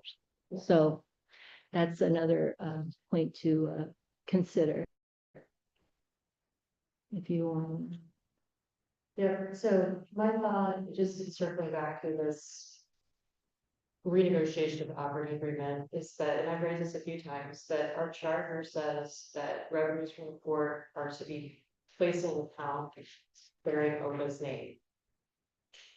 That's what our charter says. So that's, to me, a key point. And whether or not those funds are ours to use is a different point. But the charter says the revenue derived from the public court should be placed to account of the name. So that account, those revenues would then serve the payment of the conduit fund, right? But it would still have OHPA's name on it, and still see the funds flow. So it would still see the revenues, would still be on that account. So when we have an issue with the operations, we are not going back to the operator and saying, we have an issue with material performance because you have, I'm not talking about for an operator, it's operator. You have excluded OHPA commissioners in access, you stated under oath that you are engaged in other private business enterprises, and if this is not public business, you declined to give public records requests, and we're calling your conference. We can do that if the revenue is in a bank account thing. It's a lot harder and more expensive to do that when you don't have control of revenues. So just imagine for a second that you sell your business and you give the keys to someone else and you say, give me a promise that you're gonna pay. How do you enforce that? You have to hire a lawyer who then convinces a judge, who then gives a writ to the sheriff to get them out of your business and get your laws changed back into your business. That's expensive. So if you have control of the revenue, then you can ensure it's going with all these other things. And frankly, I don't think that this board is actually set up currently to engage in any day-to-day operation. And that's with the exception of Commissioner Moore, Commissioner Chairman Nelson, who have direct experience, but that's actually not a qualification to be a court commissioner. Like you're overqualified for the job of court commissioner. Court commissioner is, an elected position, a member of the public who doesn't have to have prior intelligence running for it. So I don't think that we need to change our engagement so much in, the staffing decisions and those day-to-day. Personally, that's my. I think that we should rely on the operators to do that, but I do think those fiscal controls. I would like to continue talking about being closer and having a location for it. And I don't know how to work through those utility costs and other real costs, but I think it makes sense for us to be there. But I want to be clear that I disagree with this order because as we currently operate with routines, Ted, I believe that we operate as a public board. But for the period that we had the prior operator there, the weaknesses in the contract were fully exploited and apparent for everyone to see. So In the newspaper. and I do think that we need artifacts, so changes in writing to our agreement with this, an amendment or processes and procedures that are agreed upon. I do believe that we have to document that because we can't unknow what has happened in those intervening years. And unfortunately, you're paying for your predecessor and the statements that were made. Well, I think the Sins of the father. I think the biggest change has been, the port agreement is essentially the same, has been the same for the last 30 years. The biggest change has been in the bond. Right, the bonds were OHPA bonds being paid for now, all the money put into the bond trustee account. And bond trustee, per the bond agreement, control those funds for the pay operating costs. So if you look at the biggest change in the last 35 years forward, it was that the bonds existed prior to this time. Yeah, there were OHPA bonds issued to build the port. And now that is, and the money from the port went into part of it, and not all the money. At no time did all the money collected in the port ever go. Only a certain amount of funds went into the bond, to the bond trustee. So, that is the change, and yes, that is a financial control change. So I think the bond being paid off, and obviously now the bonds are in your name. Yes, bonds directly linked to the operating agreement, correct? The bonds, the original ones, yes. Yeah, so that was where the fees came from to pay all the fees for the 28 years or 26 years the bonds existed. All the fees generated were driven to pay down bonds. Yeah, that was how the fee was remitted to the bond trustee. So the per ton fees, and there were dockage and mortgage fees that were collected, were all going to pay those loans. That's why the dockage and mortgage fees were removed, because we didn't have the bonds to pay off. Yeah, I have more questions. I have more questions about last thing. But that's probably the most substantial change that has happened. Again, the port agreement is essentially the same. It's again, the financial components have changed because the bond.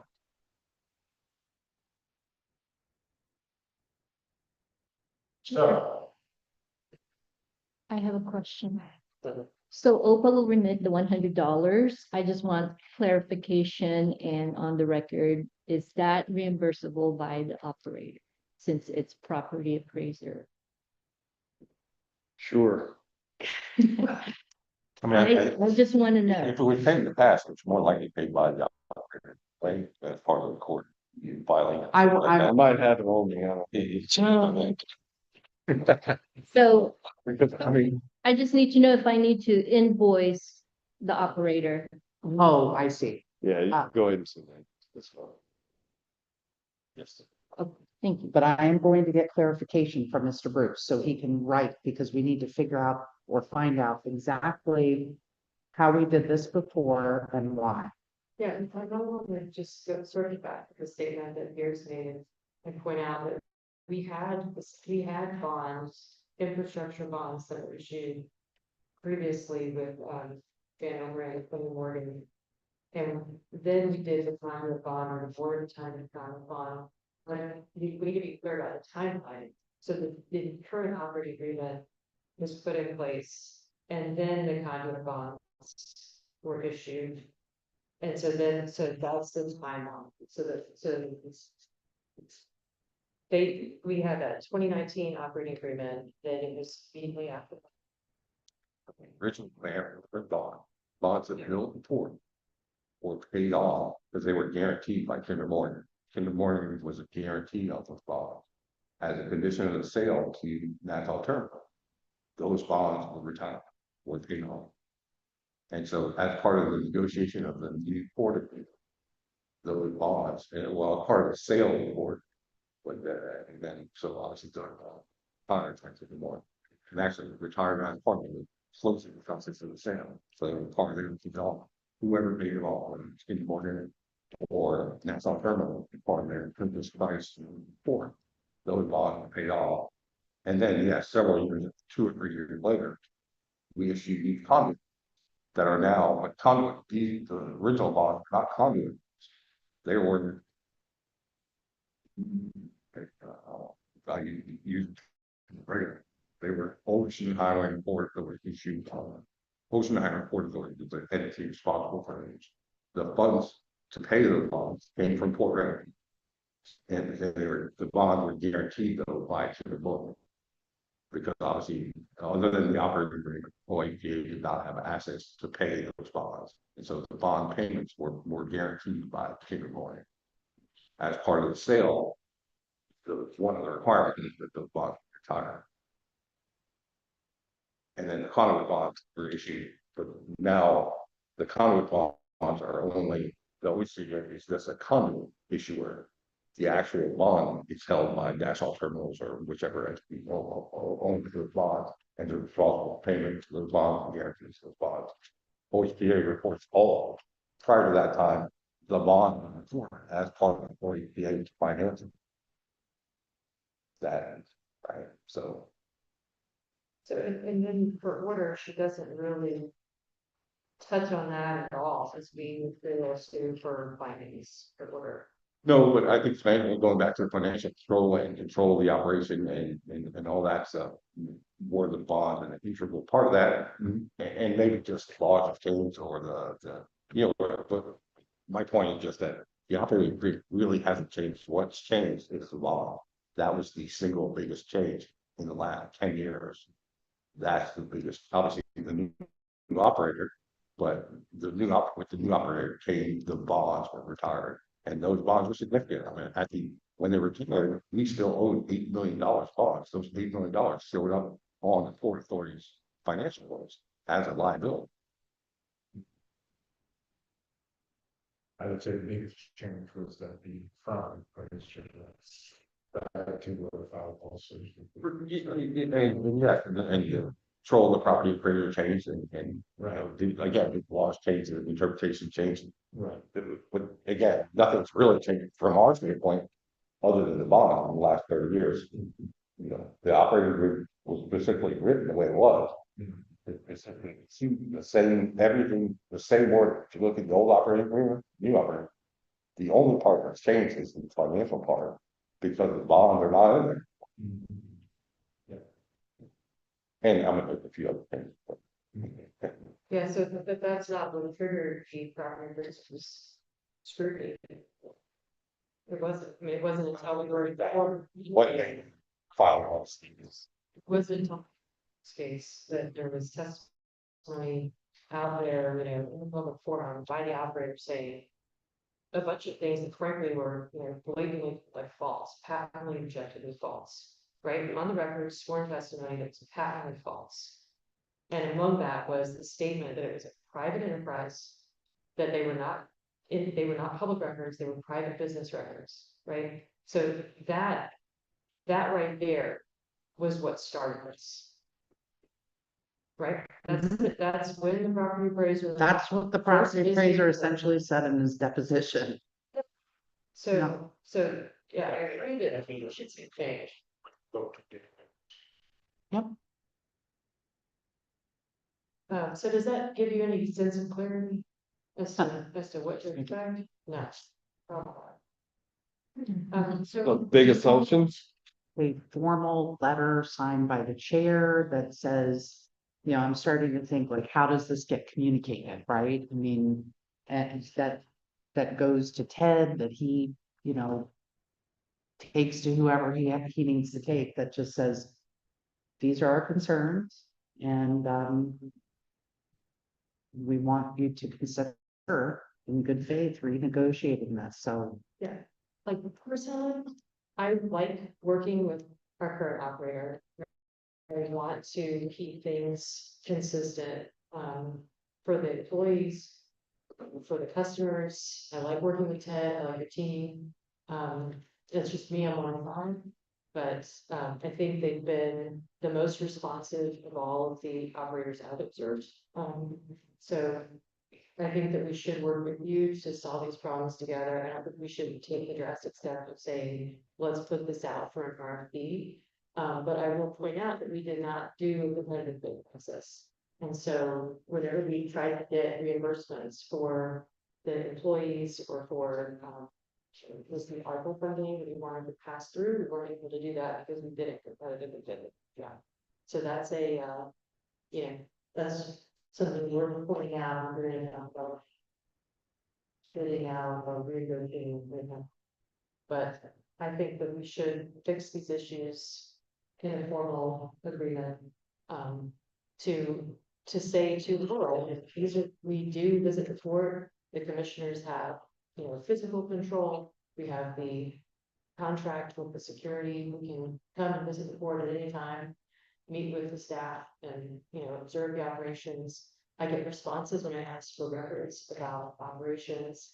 We've had tours where we've taken leadership, NASA and others to the fort, and you've explained to the public about the business that's going on there. So I disagree that it's not public business because it's open to the public. You've shared, you know, records, you respond to public records requests.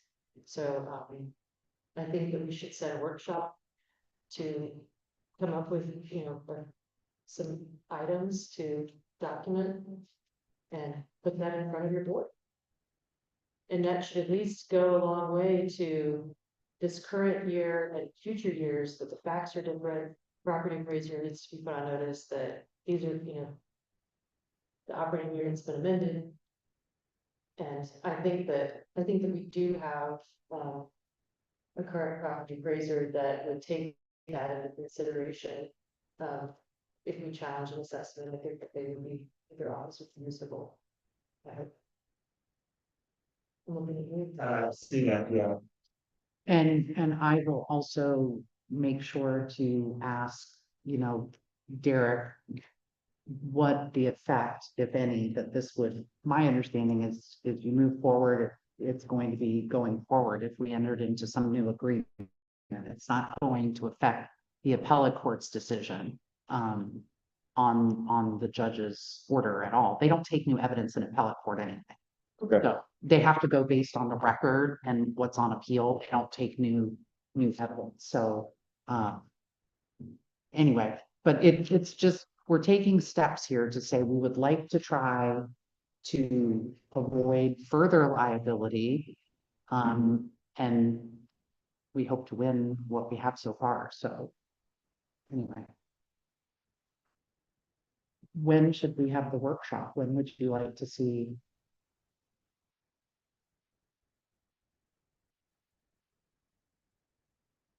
Commissioners?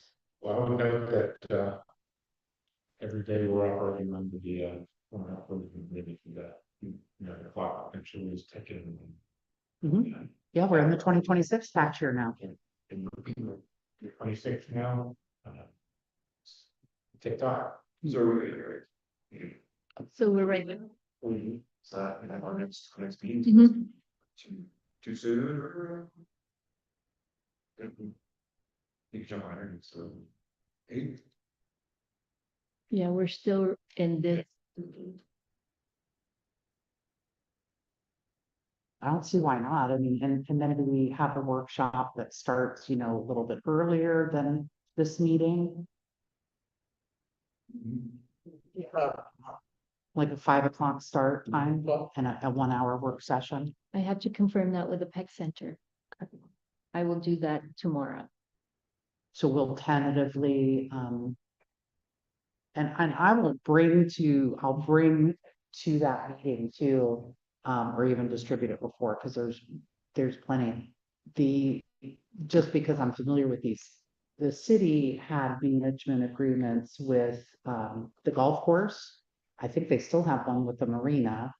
And they're not gonna be anything that you're gonna be excited about. I know that, but it gives an idea of what, so let me see what I can put together to show you how that looks different.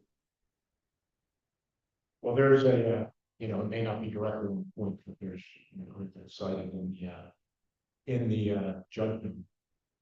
Is that the agreement with, I think it's Gulf Breeze or the Sebring Airport? It's Gulf Breeze. Yeah, I'm sure we can try to get a copy of that. Well, and the Worcester Golf Course for affluent. Yeah, so it's not gonna be direct. No, but it's about my understanding, because I had to review this case law for other stuff when I was with the city, but when we did our management agreements, I mean, we had to be careful. We hired outside counsel there was tax exempt financing that the city had on the golf course and on the marina. And so entering into these agreements was really important because we didn't want to lose the tax exempt status. And so, yeah, I mean, we did a lot of research and we hired an attorney that could look over my shoulder and make sure we weren't missing any of those provisions. So, Judge Alho references the marina contract as oh, okay. not as resulting in tax Yeah. impact to the operator in order. So here, I just want to be respectful to your engagement, because you are part of the representation is to help us comply with tax authorities. So, what role do you want to play in that process, or other professionals that you think that we should consult to advise on the gap or tax exemption, thresholds from because tax is really not like strict contract law. I'm a contracts attorney, I look at those transactions every day and I know it's great. But I know your engagement does include compliance with taxing authorities. So how do we proceed with you to get this done right? For the property appraiser, for that, you're. No, That's right. operating agreement. So what we're talking about right now is a workshop to come up with an amendment to our operating agreement that would satisfy the taxing authorities to be tax exempt in a public business. Obviously, I would defer to a tax lawyer, someone who understands this. I mean, obviously, I'm an accountant. Obviously, I do tax returns, federal tax, or state tax returns, and things like that, for personal businesses, but not, you're talking about an area of law where what are the financial controls that this organization needs to have in place to meet the criteria of controlling. That to me is a legal question, or it's someone who's involved in, obviously I can discuss internal controls, I can discuss, different types of financial controls and financial role that we can play. But as far as what will meet the criteria, I kind of think, You would have to see, So I think that's, see outside. Federal, no. so it's good for this body to know, it's good for the board to know that we don't currently have taxes, right? So if we want to make sure that we get this right, then, I mean, I think the operator has as much of an interest in us having, someone advising us, I just would like to point out also that Mr. Bruce is not going to give us advice on our operating agreement, because Dennis sure does wish to do other business with Nassau terminals.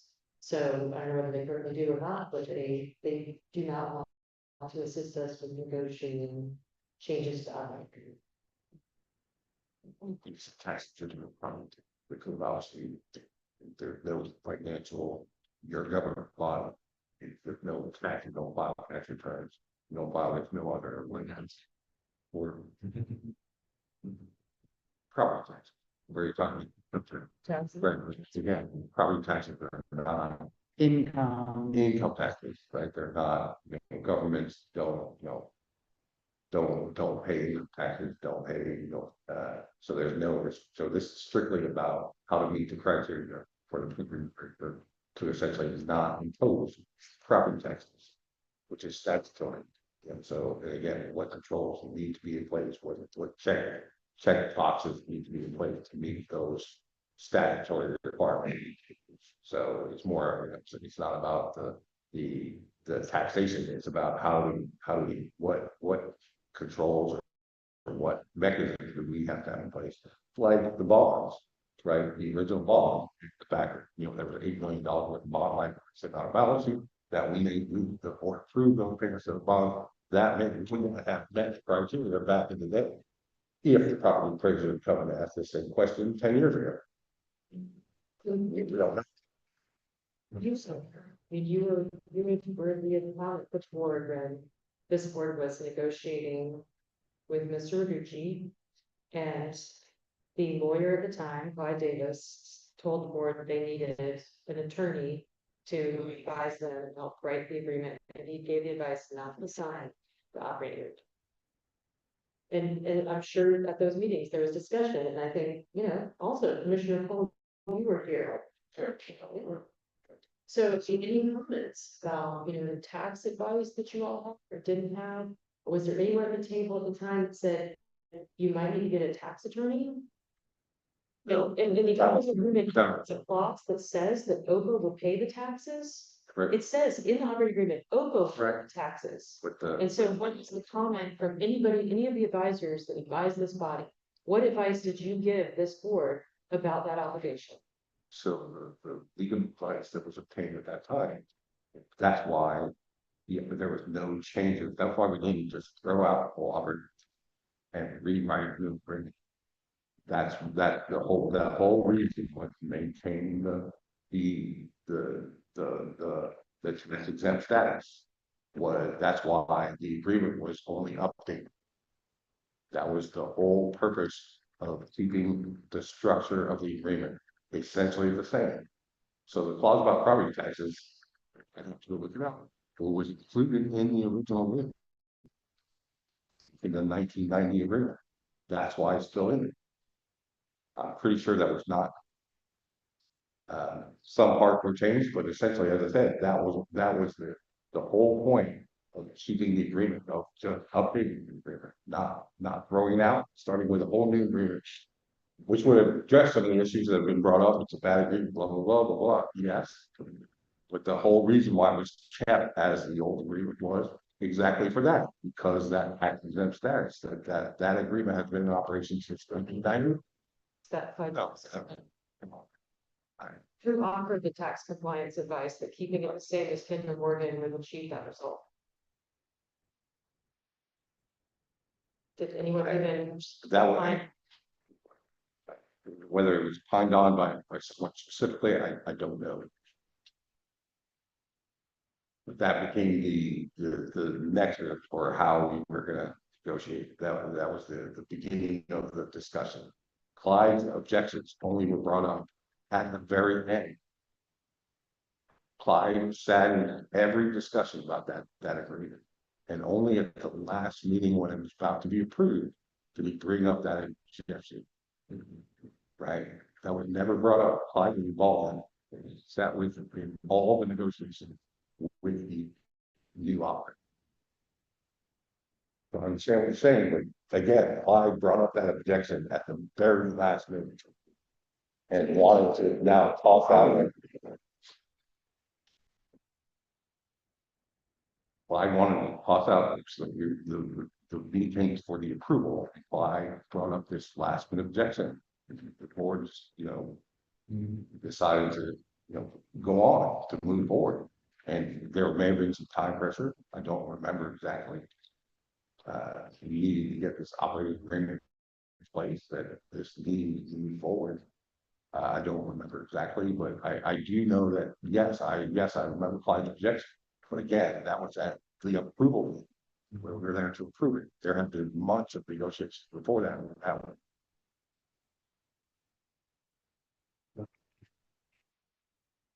I don't, I mean, obviously Clyde was the legal representation.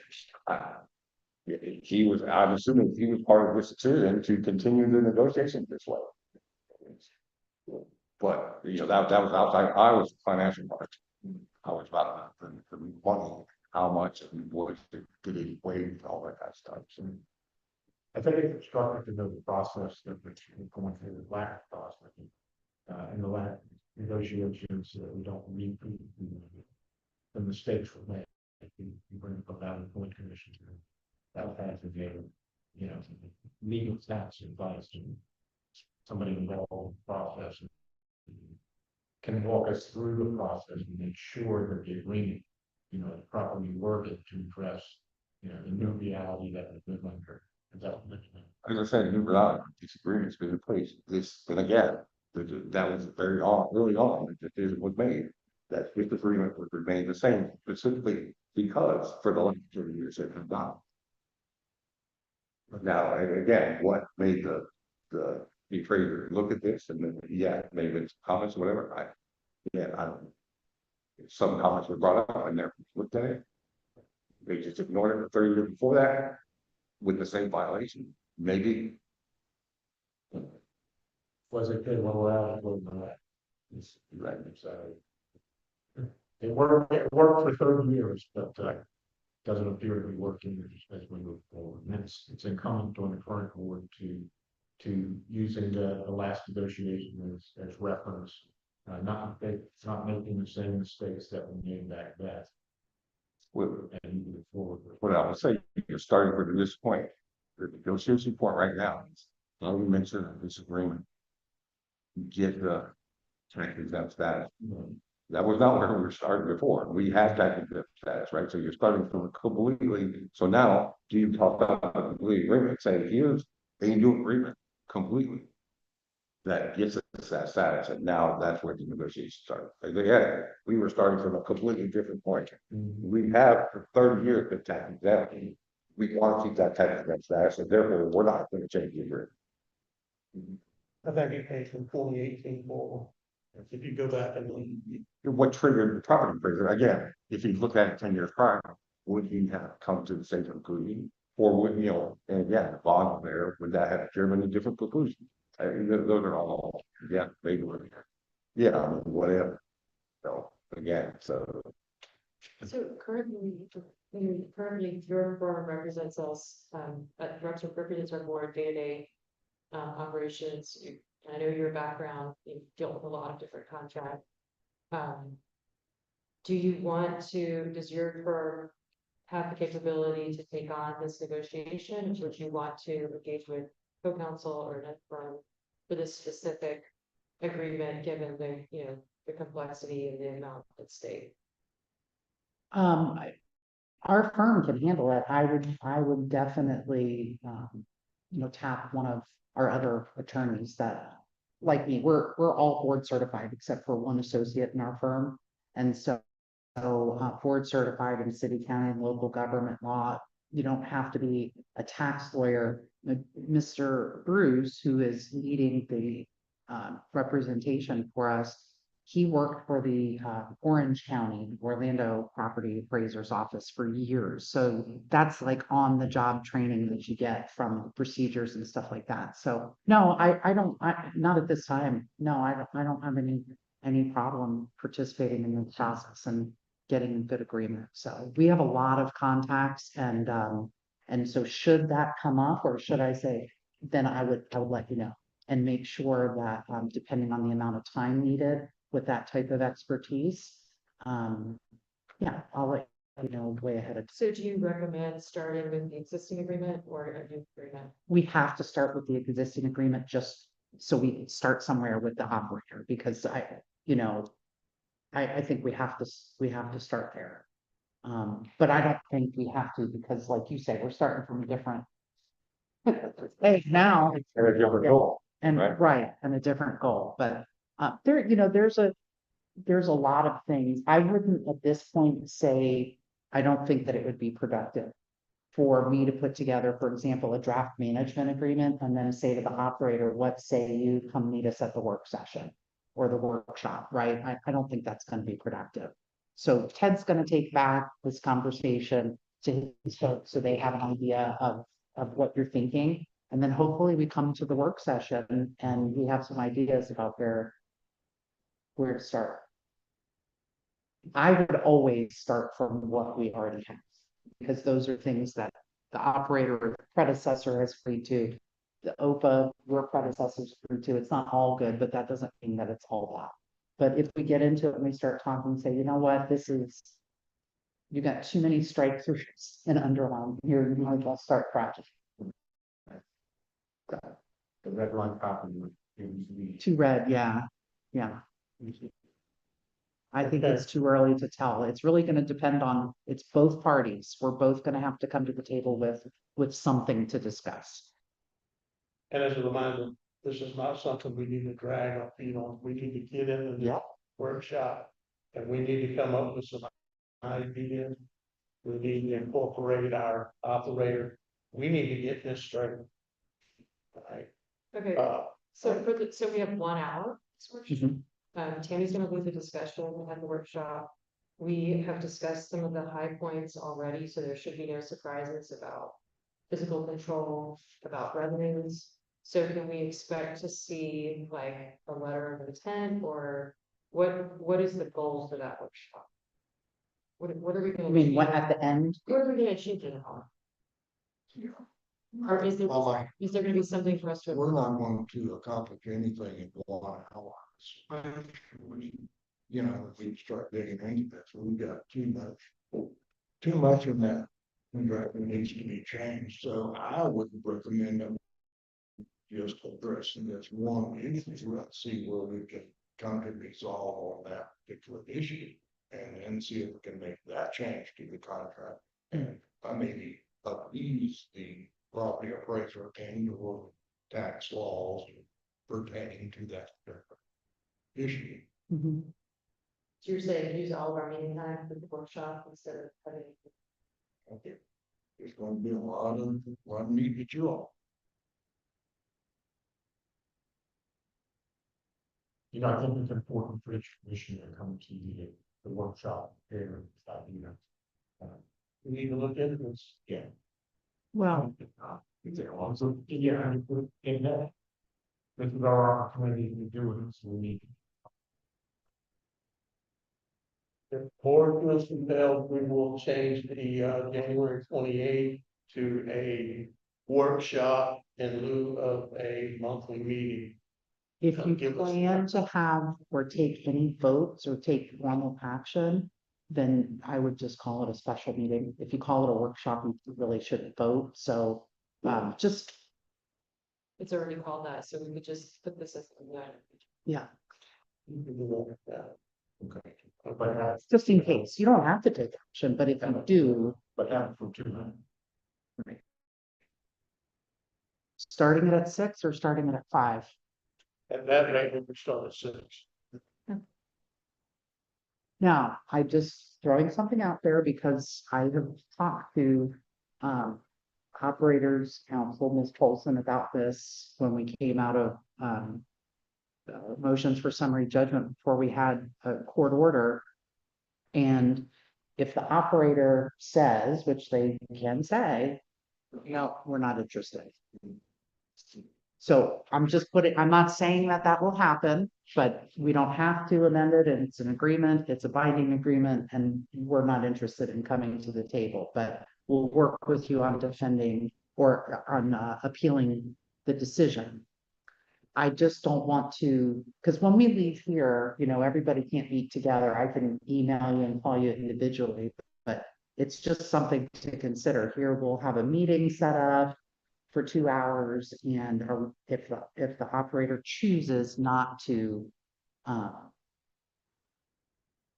participate, are we going to have a meeting that we're going to talk about what we would like? And it's just something to think about and be prepared for, so we can have productive time. Well, I think the negativity of that is $500,000 plus that the operator is going to have to pay. Understood? So it's better to come together and try to work things out to avoid, as we discussed, the future. Because doing nothing is a disaster. It's gonna hit. I understand. So I mean, if they want to sit back and say, no, we're not participating. That's a hypothetical. It was. It's not. I feel like the No. moon is turning on. No. Oh, it's a situation that we can't just throw our hands in there and do nothing. Right. We have to do. And it's not directed, just like earlier, Ted, I know it's hard when you're sitting in your seat, but this is a global discussion. It's operator, company, and you're just one of the people there, right? The one that we see all the time, you and Travis, but we're talking about the company and decisions that most of the time, first of all, you have never denied me anything or said no to anything that I've asked you for. But when we've gone, I don't even want to say upstairs, when we've gone to Salt Lake City and I have to call Amy and she has to talk to shareholders or wherever she makes her decisions, I get no's sometimes, or I get not interested, or no, why would we do that? And so I just want to prepare this board and essentially the public. We're coming back here on the 28th, and if it's going to be crickets here, at least we could get here and have something productive to do. I do point out that, we are the named party when the judge goes. Yep. Whether we move forward with an appeal. You can withdraw your notice of appeal. Yeah, you can withdraw from an appeal anytime. But, but for the terms of our indemnity, I think we have to agree strategy. Yes, that with is, the operator. that's why I have So- draft common interest. Our appeal. Yeah, there's consequences in there. Yeah, exactly. And like I agree, Ted, I think we should work together as partners to figure this out. Oh, that's got to work. And I'm an optimist, so I'm optimistic that we're all gonna be sitting here, operator and board members, working out what possibly could be. That's a mistake. Okay. All right, let's put this up and we'll return to it on the 20th at the workshop. Tammy, I want to go back and look at 12C, the property appraiser final judgment and OHPA. We covered that. We did. I mean, we have to make the pilot payment. There is a provision, of course, I'm not your advisor, but there's a provision in the city agreement. It's a public record that says that should OPA be made to pay property taxes, you wouldn't have to pay the pilot agreement. I've had some board members ask me, well, if we're made to pay taxes, do we get refunded from the city? And I can't answer that question because that would be advised. So we can turn to Patrick if and when the time comes, but it's not here yet. We pay $100. We have that. But that's the tax collector. That's a different entity. Yeah. Yeah. Anything else? I like what you think. All right, Will E, the PTGA, for US Customs and Border Protection. Do you have anything on that? It's the grant. the match. Yeah. So we've met in past times, we've met that has revised the scope of the grants that this would include, I can't remember it's the last meeting, but the big scope of the grant now includes both construction and planning phases of activities, which is a big deal because it gives us flexibility to hire our design build project. And this is an action item, but we don't have a corresponding agreement with the operator yet, so I would suggest that we do not sign this until we have. Do you have the resolution? Yes, Would the that cover resolution it? is on for action tonight. Is that a motion? No, what I'm saying is I do not believe that we should enter into the grant agreement left up. But we have the enforcement under reimbursement. That's been the control we had with our other agreements.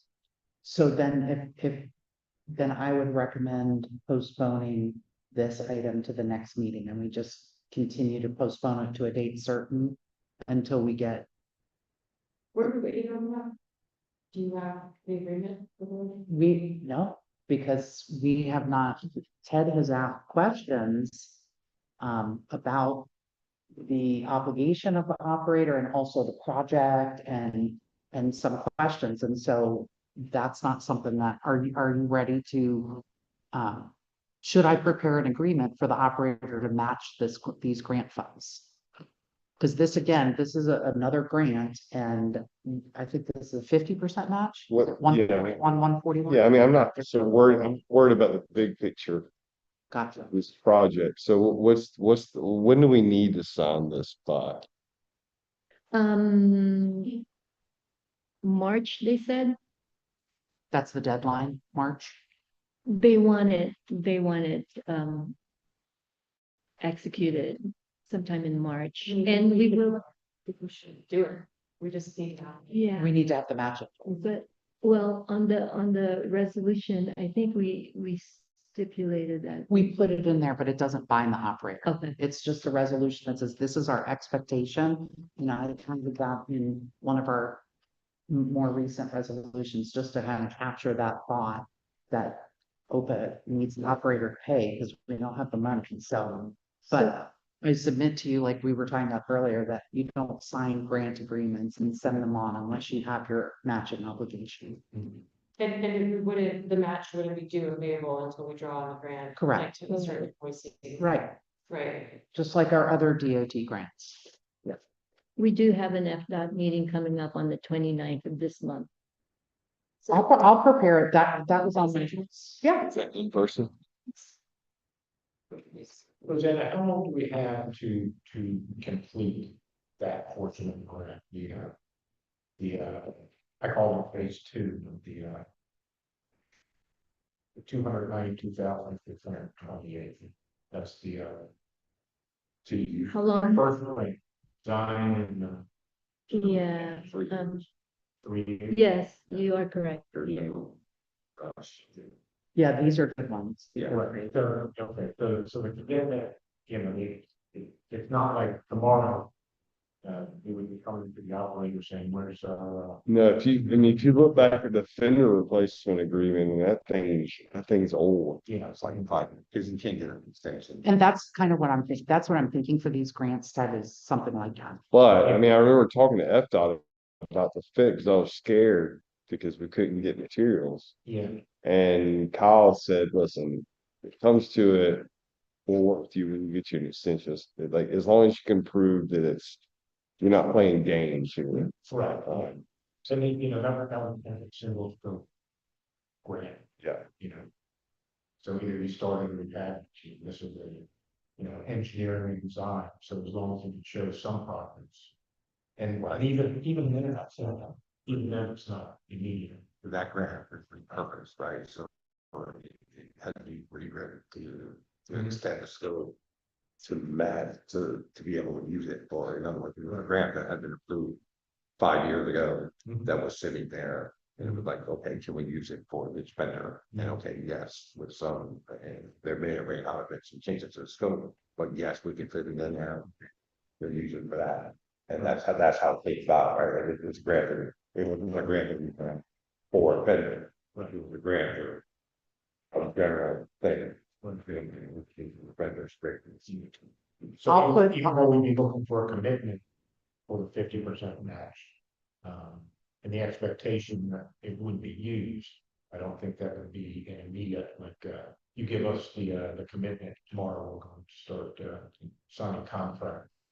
See, expecting you to give us on for 6,000. No, There's obviously good job. we don't have designers, we don't have contractors, we have to do invitation to bid or. Right, yeah, no other grants and, that have to be timed out, particularly into. So we met them and, Ted was on the call, Travis was on the call too. And then there were at least 10 folks from customs, maybe 12 or 15. Oh, the whole covey of them. And the discussion was led by Tam Kimmons, who is the manager, the area manager. And they were very surprised that we asked the questions we asked because, there's been a change. Ted's new, hasn't really interacted with them directly. And so I conveyed some of the questions, like, are you ever going to pay rent? Is there any ability or capacity to co-locate? Those two ideas were not well received. And then we asked, is there anything in the plan that you could do without? She said, Tammy Gibbons said that they have already greatly reduced their requirements from their standards. And I countered that they currently do not get most of those requirements in their existing facility. So where is there any middle ground for some of these items that they may not be buildable? And this is a discussion Ted and I have had in trying to figure out how to solve this. It's a $3 million project, approximately. And there are things like a rotation room. I don't think they have a rotation room. I'm not saying that's something like that, but just it stood out as something I don't think they had. There are separate facilities for men and women holding cells, and I don't know currently what those cells look like there. If they Because of problem exists. well, they might have something that doubles. It's like it checks both boxes, but it can't happen at the same time, right? So like if that, I don't know. I don't know what I've been in there. It's been. So I tried to ask another of those questions. In the design, there's a rendering of a reception desk with a big opening. And I said, how many people are you expecting to receive? That's a big reception area. And she said, well, you might have 15 or 16 visitors sometimes, and there might be times in weeks where we get 1 or 2. But they want this whole reception area. And I said, is someone who would be sitting at that desk that is pictured? And I think that was, I wasn't trying to be. Yeah, you are, you asked pointed questions. Let's move to think about like how are we going to build this, and if we can't pay $3 million off of our existing revenue, then where do we potentially rearrange?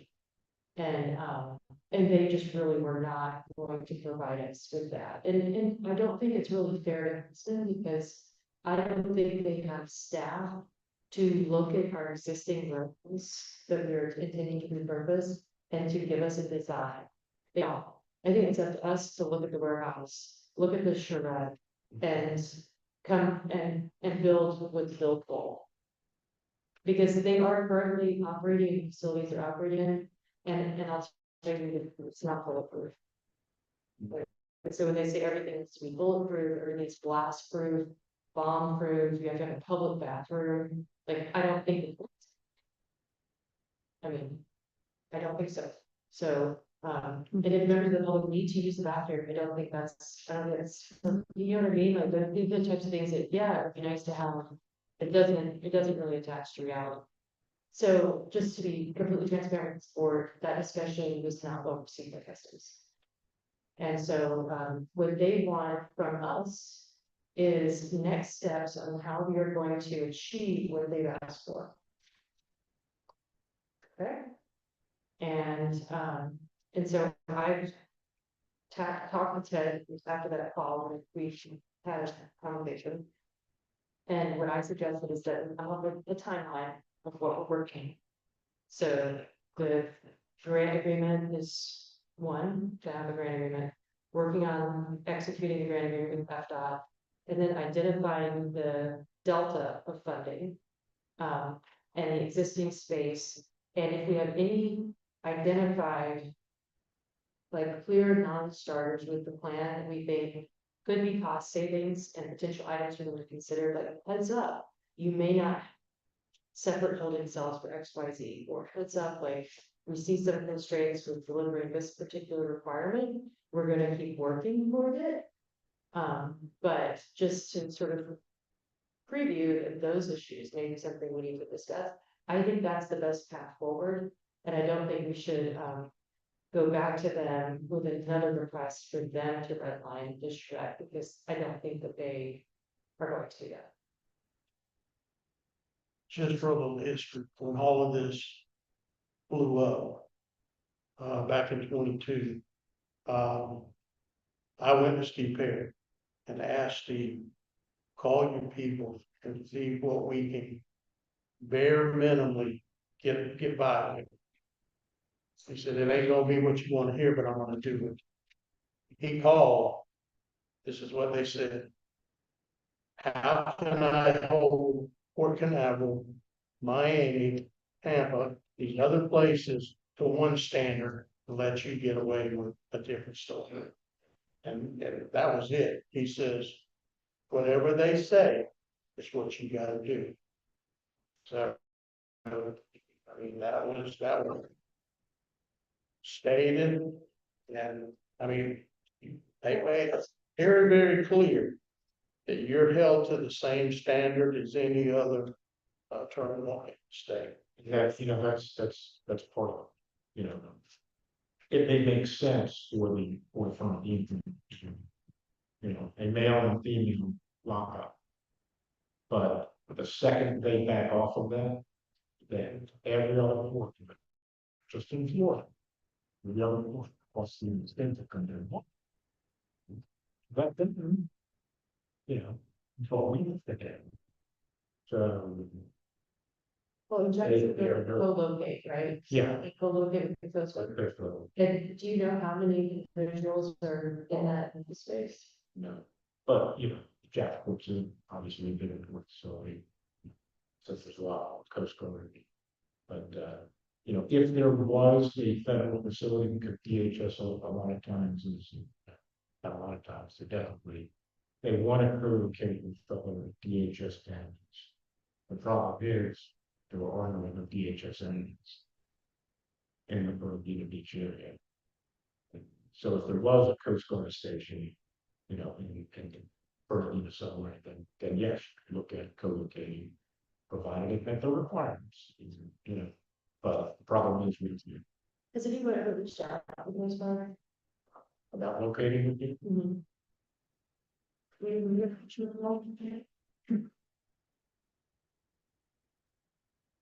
Well, and I brought that up on the call, and said, Jacksonville, there's co-located. Is that something that's working in Fernandina? And she said it's a very different, it's a totally different. Okay, so you're saying like everyone's held to the same standards, then I also told it. But I always thought co-location would be a really smart idea, because it would give us a revenue stream for the facilities to justify the investment. And I also think it would help ensure the longevity of the port as an employment trade for the next generation. Because you have that durable investment, that it's made, they basically put the pen in the map to say this is an important waterway for us to protect and have a presence. And so I think that would be a great thing for us to try to pursue. But I don't really know how to get this conversation started, so if anybody else has resources, Coast Guard, points of contact, I think that would be. I don't have any sort of story. Your half federal presence is just north of here, Yeah. in St. Mary's, right? Yeah. And the federal channel, I mean, they are making huge investments in the federal channel, keeping a certain depth, obviously all the security. St. Mary's, And that's one thing, but, I think that's where the money, all flows to the submarine. And I have to show the Department of the Navy to ask if they had a need to, work with the Port of Bernardino. And they said not at this time. But I haven't reached out to Coast Guard, so, I mean, did you see the boats going, they, right here in the channel, they put a boat, some dockage there, I mean, would that be enough for us to offset, some of the investment? Mr. Chair, you should look for a motion to postpone, not for January 28th, that's our workshop, but to the first meeting in February. This action. Make a motion. Also, But I don't. And so for the letter for the next steps, do I have direction from the board that I can work with Tammy on that and come up with a letter to customs? I think they were expecting something. Ted, you gave them you actually really wanted to put in the fall, so by the 26th. But it's interesting, I recall, because I'm not sure that they actually wanted the public reviews in the past. They always said they wanted to talk only to OHPA. But I know that. So I've tried to talk to them direct before and they had pretty much hung up on me. What we're gonna put together. Next steps. Yeah, I kind of time around them. How about I'll get in touch with you and with you, Ted and Miriam to set up a meeting so that we can work on. Yeah. Yeah, it's all about to get very complicated. Basis are a couple bullet points ago. They want it by January 21st. That's next Wednesday. just for the board's information, effective December 15th, and for Department of Homeland Security, the thing that caused me to recuse myself from CDP facility discussions is meetings. Good, Never remember. yeah, other than, So does that mean, more work. you stay with CBP or? I think that she's embedded now and she is their focal point. The last thing you want to do is change up on them because Right. they will immediately start thinking, okay, what are they up to? Yeah. Agreed. But can we talk also about, since we brought up committees, the SEABC meeting, adjoining that call was, it came out of the Florida Joint Council, it's kind of confusing, but the Seaport Environmental Committee is a subcommittee, like I've said, and really, there's some overlap of staff in the Florida Courts Council, so we should go to the president at the environmental meeting next month. And the EFSA meeting, we need to go, we need to send someone to talk, see, and because I picked up the customs, Rosanna suggested that go to Commissioner Moore so that I don't have 3 committees. Okay, well, let me make this suggestion. We're gonna get into that shortly. So we will go through it again. That way Rosanna can put everything into the record. So moving on, we'll go down to 12F. And I'll do yes, ma'am. You probably said, and I'm just sitting here. Did you close on getting a matching agreement with Grant? It was postponed to February. No action. Thank Okay, on the maintenance dredging, the dredging that was done back in November to the end of December was completed without incident. What we're looking at now, talking to Travis, is there's some shoaling on the south end of the pier, which they lost probably 8, 9 feet. So it is a major issue. It's always been an issue because when that tide goes out, it comes out of that one prong there from the south west, and that debris the material just piles up against the dock. I did have a conversation with, Bo Corbett with the, Army Corps of Engineers just prior to the Christmas holiday. And we discussed that, and Bo's been out there, so he knew the location that I was talking about. And I asked, is there grants that we can get to do that maintenance stretching?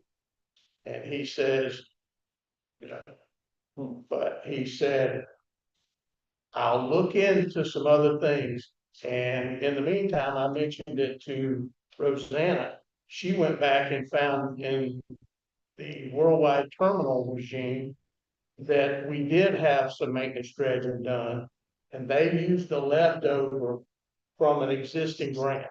They allowed us to use those funds. So I want to get that information. Rosanna sent it to both myself and Travis. We're going to set up a meeting with Bo and see if there's some way we can put something together where we can get some funds to take care of that maintenance dredging. What they did back in the worldwide terminal, they contracted with John Solomon, and he came in there with a extended boom track hoe, and he got it out for us at a minimal cost. So we may have to go down that road, but let me get with Bo and just explain the situation with this grant and see if he can come up with something. This guy's, he's a sharp guy, so he'll do whatever he can to help us. I've invited Travis to go to the meeting with me, so he can get it firsthand from the Army Corps representative. So that's where we stand with that. I think if we stay on top of it, probably get something done. So, yes. Just to background, that was back in 2022. We used up the part of the G1938 grant. And if you remember, DeGrove and Brand Diversified did the work. So we used part of the grant G1938, but that has since expired. Did that have local launch? Yes, Will we go for the portion? the operator did. And I think that the positive thing about that is it set a precedent that if there's a grant with money remaining, they are apt to let us move it over if it falls into their criteria.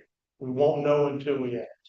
Right. So we'll meet with him, lay it out for him and see what direction he sent us.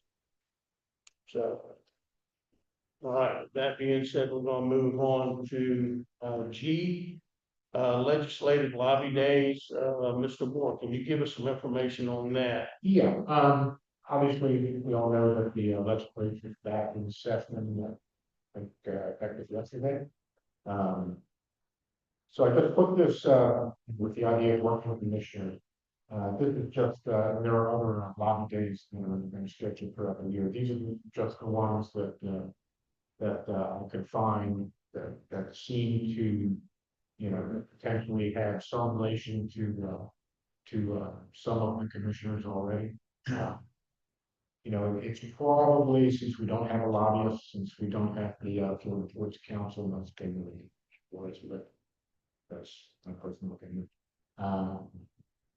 It's probably a good idea as your schedules nail yourself to go over there and talk to the legislators. Even if it's just even doing let's talk about the court type thing.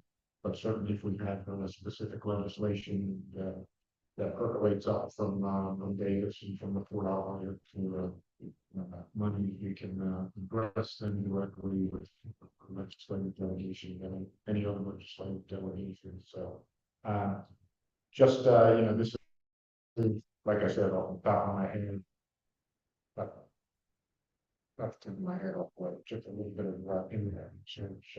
There are other days out there in other organizations that and perhaps as your schedules allow to go over there and talk to your representative.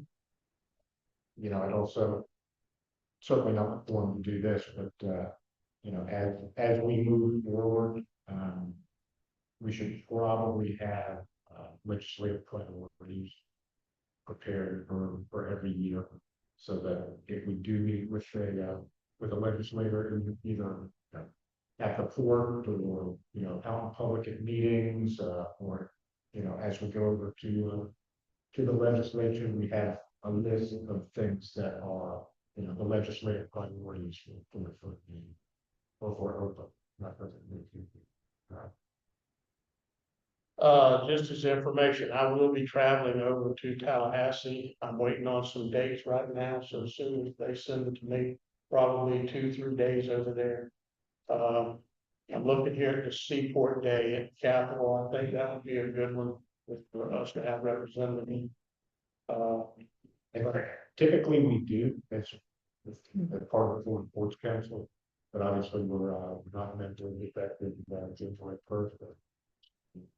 Some lingering, you know, telephone activity and the meetings, particularly with the legislative committee, where we haven't fallen off the Zoom call yet, with the Teams call. So we still participate, although we're not actually a member of the floor.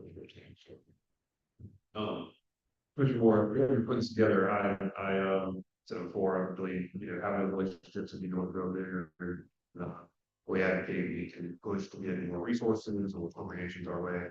I'll certainly help. I actually just, more for different reasons, but 26, 27 January, and I reach out to Davis. Very smart, asked him to, you know, he comes up. Just to get funds fun. Yeah, I know there's a big delegation that goes over, you know, the Rural County, Small County Coalition was over there last year at the same time the FPC was over there. So, you know, they had a nice delegation from Randolph County with the and the whole 9 yards. This year they're shooting it up by a week and a half or 2 weeks, but you know, that's kind of a big one, obviously, for the Ports Council, but you know, there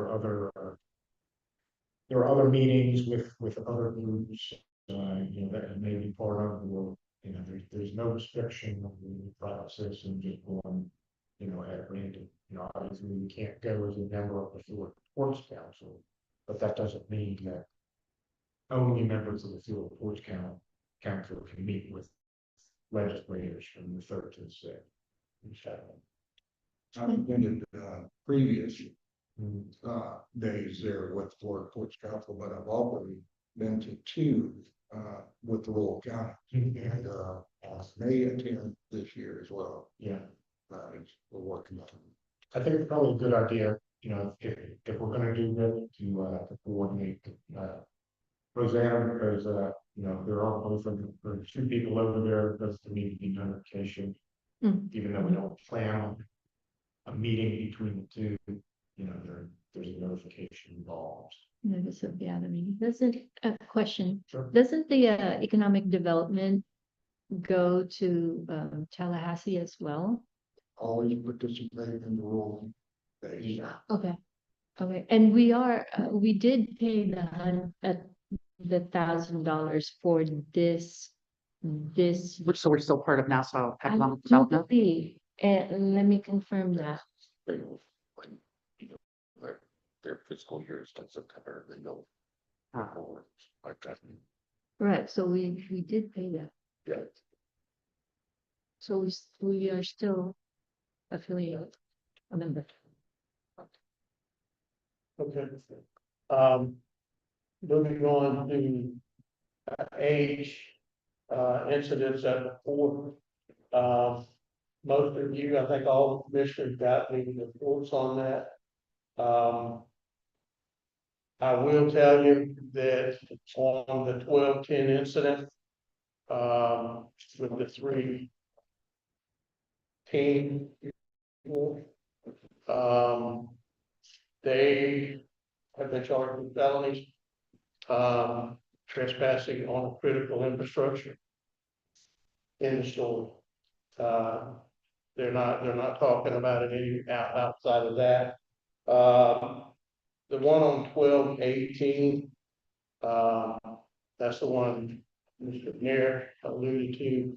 Travis and I were there, we were all standing there at the gate. We've all looked at the video, y'all have a copy of it. This guy is also being charged with the same felony. Travis has made some improvements on some areas out there. I want to reiterate to this board, this is why security is so important. Yes, the person came driving down on a bicycle, west on Dade Street, got to Front Street and pretty much disappeared. People don't do that by chance. This is why when Travis and I had our conversation, I told Travis what I saw, as far as what the intent was. FDLE and worked with, Fernandina Beach. The bottom line is, and the biggest issue that we had was the vessel important. So we'll move past that, but we need to take every advantage that we can get. Travis is working on lighting. He alluded to that a little bit earlier. That's going to be our mainstay. When you can illuminate something, you can see it. When you're talking about pitch black dark, it doesn't matter how many people you have on site. So that's another positive that Travis is working on. There's really nothing more that we can say about that because it's all cut and dry. Now, I have been contacted by the state attorney's office, and they've laid out their desire about getting information. Everything that you got, they got. So it's being handled by them. So let them take care of it.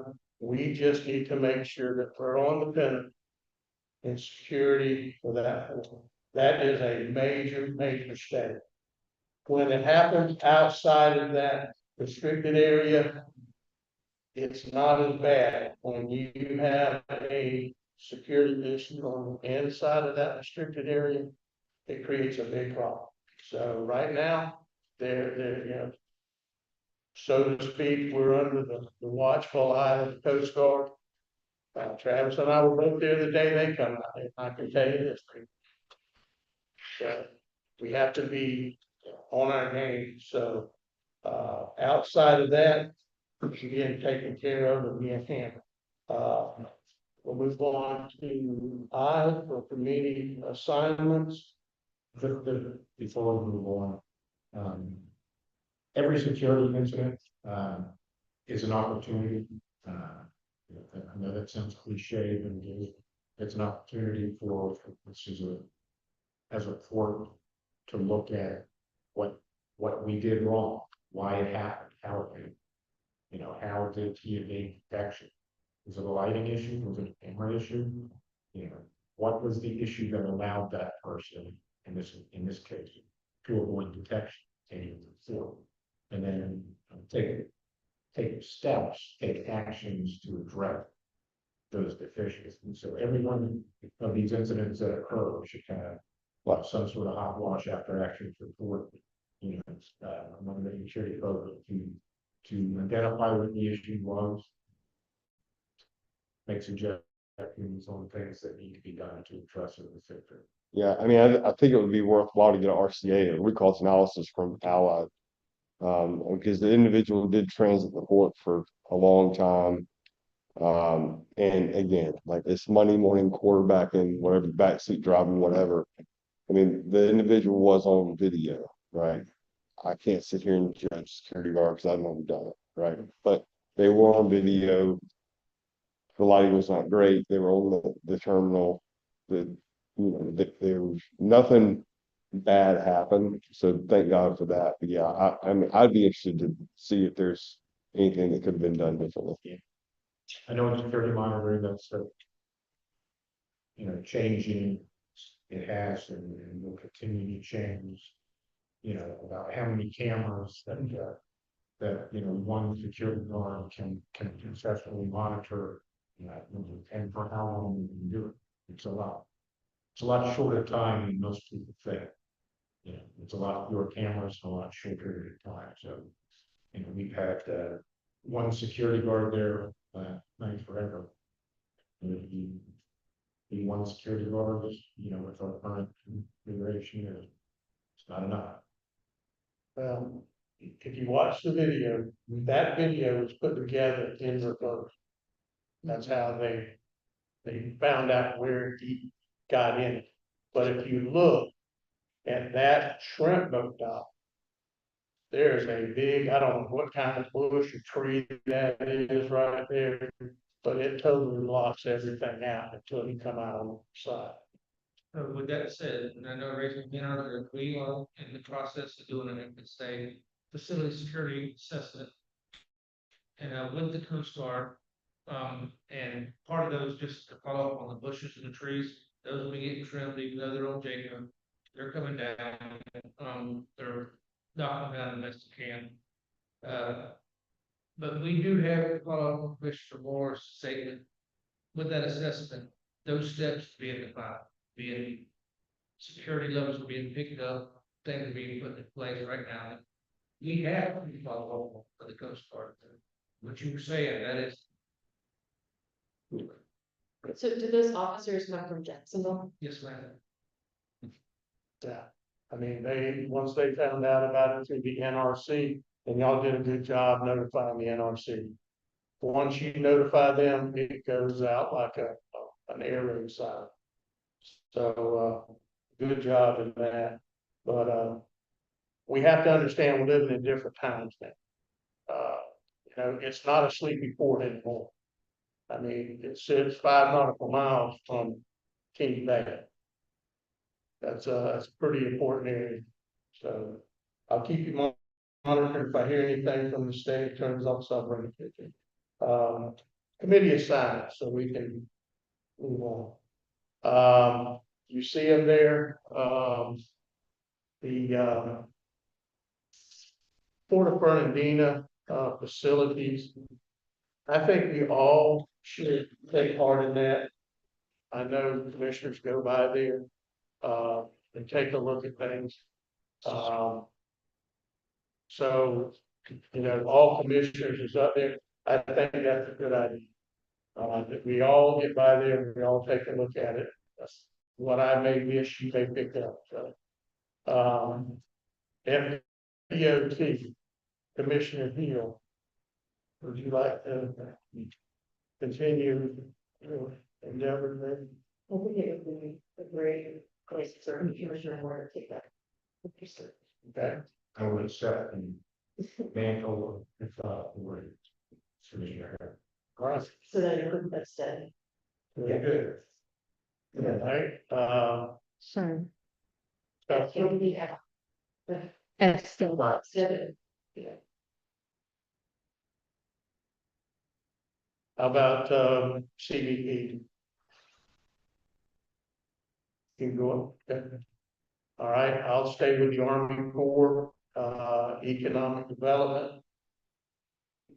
Go. In September, this board voted 3-2 not to fund NCEB. Although we may appear that we're on track with them for the fiscal year, last year not being in that on their board this year to me is not a good fit. So you would refer- Respectfully, I cannot comfortably serve on the NCEB board. Okay. That's not being me being representative. I've had the pleasure of being on that board for the last 7 years as a representative for OHPA. I've been on that board for 20 years now. But with this situation, I'm going to have to resign from their board. So who's more the I thought we did. You say that, there's disagreement with that, misunderstandings, and I'm not going to get involved with it, I will confirm. I don't want to be a part of this. Well, I agree with, if we're not paying members, then we shouldn't be there. All right, I'll come back to you, Mr. Taylor, on the emergency management. Continue on there. Yes, sir. All right. Transportation Planning Organization. I also got you some contacts with the Nassau County School Board, Awesome. so I'll make sure you have them before I leave. And I haven't tried to get the word instances, sounds good here as well. You wanna go ahead and mess up? Sure. So the list of priority projects is a list that is a 5-year look forward projects that the Port of Bernardino can list on the FDOT long-term plan. And every year we update that 5-year look forward. So last year, the 2025 Port of Bernardino priorities included resiliency projects to prevent future flooding, reinvestment in berths and existing storage facilities, addition of new covered storage and transit facilities, electric powered equipment for forklifts and other rolling stock equipment, port festival and border protection, CDP, Port Administrative Office project, which was the bridge. Creating 10 refurbishment, creating 9 refurbishment, Port of Bernardino Seawall project, and Port of Bernardino structural and building project to include rail valve and sidewalk. So I sent this to Ted, and Travis, and they responded back, that they would like to change the electric powered equipment to just strike that to be, mobile equipment, forklifts, other rolling stock equipment support. We already have refurbishment of grade 10, we already have CDP office, flooding protection, dock repair, and so then the only other amendment would be to change the wording on the warehouses. Instead of new cover storage, it would just say, new and existing refurbishment. So those would be the only 2 changes, would be just the removal of the electric powered component and the, to include refurbishments as well as new covered storage space. But this isn't the priority list, it's like the order doesn't indicate priority. These are just items that are considered in our long-term look forward. And we can point to this when we were applying for grants as just another validating point that we did disclose this to FDOT in our planning. So we're not like just coming up with random, projects on the fly. But including the list is just another validation. So if the board agrees with those 2 changes, then I'll submit this back to the park letters with for their inclusion and water. Call you need a consensus from the board. Any objection? Okay, great. Randy? Can you copy me, please? Yeah. Thank you. All right, got you that. Office manager report. I'm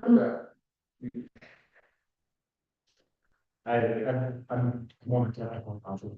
Oh, okay.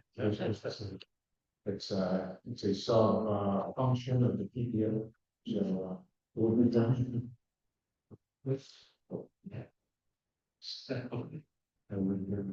I would look forward to the process when you could make sure that I was people workers, so that when something shows up on the tech on the tech agenda, I know that you put it there, kind of what your thoughts are. So I'm not placing anything on the TAC agenda. The TAC has historically had participation from county representatives. And some county representatives, and even before that, Bernardino Beach city representatives, way back. But recently, they're picking up 3 members that are at the county are no longer just getting. So he needs that engagement from the county, and the area of eulogy is your district. You can grow. They call it the Bernardino NSA, but it's that area, including the city of Bernardino, but really just off the island, where the consensus has voted.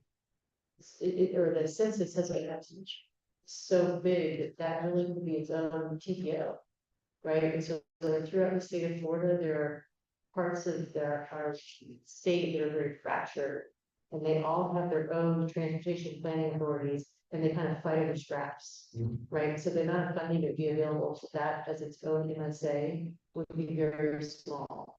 So being part of North Florida TPO makes sense for Nassau County because we get great resources with the office of things in Jacksonville.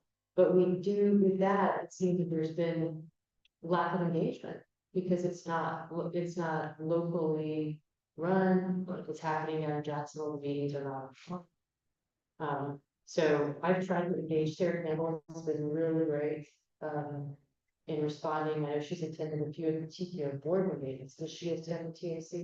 I don't recognize. She's the city manager.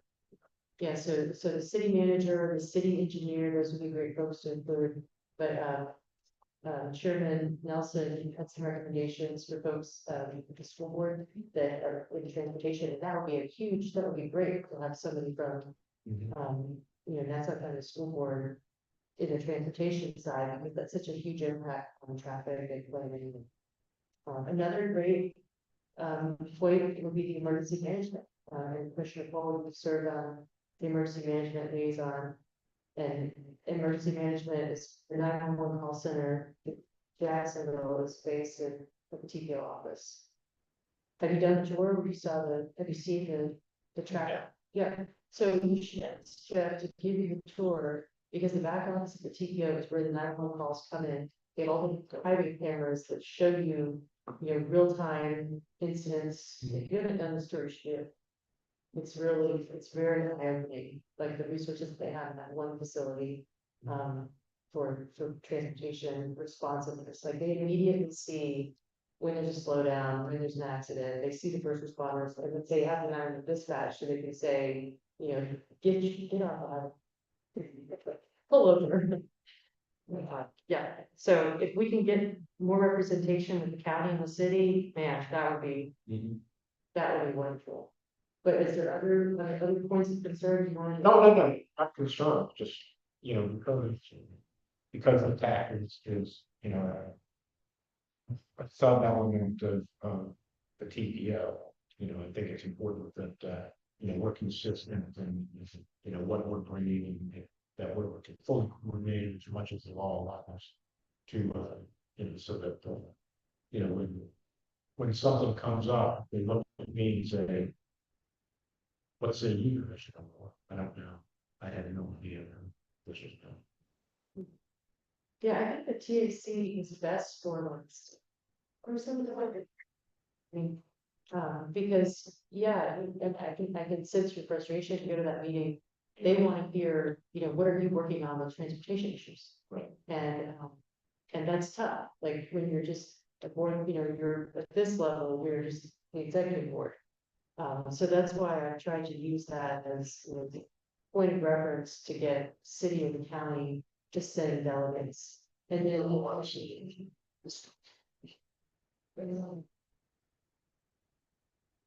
so who do you think, do you have thoughts of who would actually select? Who would be, but certainly, the work of people from that. They were at the last meeting, I don't know if it's because they, fallen off or decided not to attend, but, this was the first meeting in January, so. Yeah, well, we're getting to show that. They might have just missed the meeting. But, they're certainly important. Who was your person at the school board? Who is what? From the school board? Maybe Johnson is one of them, and then Brad Hunter. Yes. Correct. You know, I think. There is. And so they're just a little. Yeah, I mentioned you in our last conversation. Okay. They said, yeah, we'll. So they'll reach out. Okay. Yeah. I'll send the information through Rosanna, so you'll have other contacts. On the Florida Portion Legislative Committee. That's just a review. Okay. As long as they haven't. I'll participate. Okay. We'll mess with that. I need that the way it is. Mr. Cole, can I get you to look at the Army Corps of Engineers, my place. Gentlemen changed me out of the Army Corps of Engineers, and you can put me, on the Port Fernandina facilities. I'll keep a watch on that, and make reports to y'all, during the meetings. Travis and I, we got a line of communication, so I'll stay in touch with him and get you the information. Okay. Commissioner Cole, there's a fine meeting on Thursday next week. Thursday next week, that's, I think it's at the very. No, okay, so the Florida. Okay, it's the Florida Roseanne. I'll find it, yeah, find. Okay, any questions or concerns on the committee assignment? All right, moving on. Office manager report. So being mindful of the time, it's now 9:04, we have to be out of here at 9:30. My question or my request from the board is very important. It has to do with the RFP website. To date, we received a total of 51, 52 proposals. 57. And so under the direction of Mrs. Bach, I sent a notice notifying all of the 57 submitters about our budget, $8,000 budget for the project. And we asked if all of those 57s would like to remain in consideration. So today I received 30, sorry, my computer, 32 people who are still, who still want to remain under consideration. So I know 32 is a lot for the board to review. So I would like to come up with a short list for you. However, I would like board direction or parameters from the board on how to come up with a short list, because I will not make a unilateral decision on who to not include or who to include, because we are being watched on our process of vetting, and I want to be transparent. So, for example, do you want a short list of 10?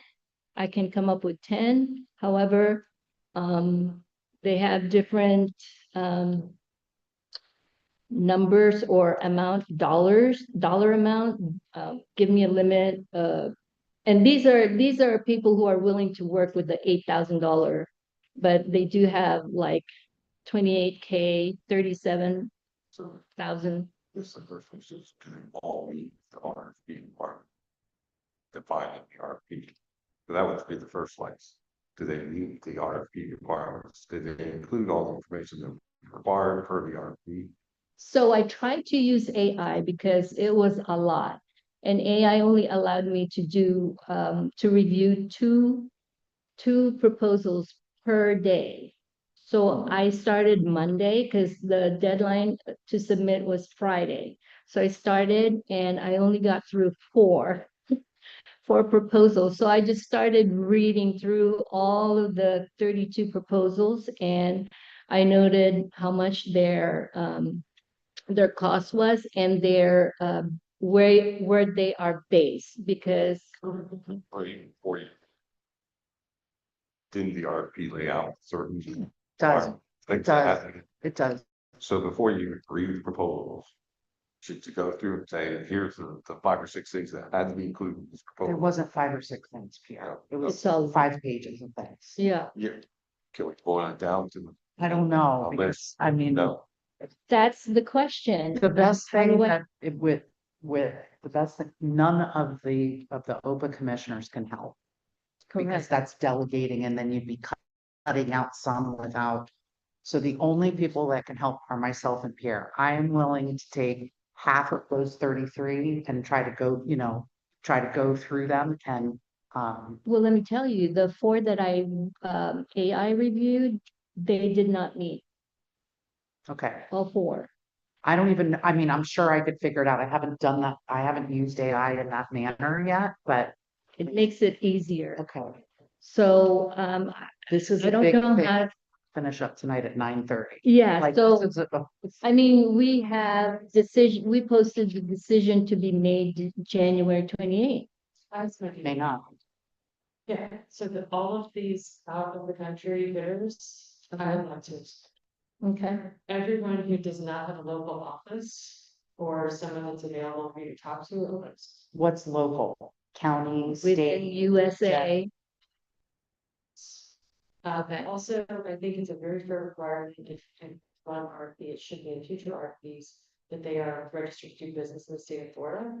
So what you can do is search as well as Sunbiz and look for the entity that bid on the RFP and search for that entity that bid. And if they're not, if they don't come up as if they're registered to do business in the state of Florida, it's for their job. Do not have any knowledge of business. Okay. So that should get rid of at least. Yeah. But I'm willing to work with that. Yeah, China. Yeah, I'm getting Riyadh, I'm getting Bangladesh, Saudi Arabia, Alberta, Canada. Yeah. So, I mean, it reached a lot of people. I was surprised. So I just need, Why would a contract involved to allow for a selection criteria, if you call it something different, because of what this is, you're taking the world of applicants and you're making a selection decision. Yes, that's why she has to ask you, because essentially what you will be doing is asking Rosanna and I to do sort of an evaluation. It's not going to be based on the criteria with numbers assigned, but it's going to be doing a sort of evaluation. As long as you don't delegate a fellow board member, you're asking staff and contracted staff to go through and to whittle it down for you. It is absolutely done. And that is the first thing that you do, is go through to see who meets the basic criteria. You have to lay out what the criteria are, so that everybody's evaluated against the same standard. it's listed on the RFP, and so this is an example of my AI review. The AI gives you an overall compliance summary of of the RFP. So this particular one, let's say the executive summary with fees, they're partially compliant. So do I just omit that?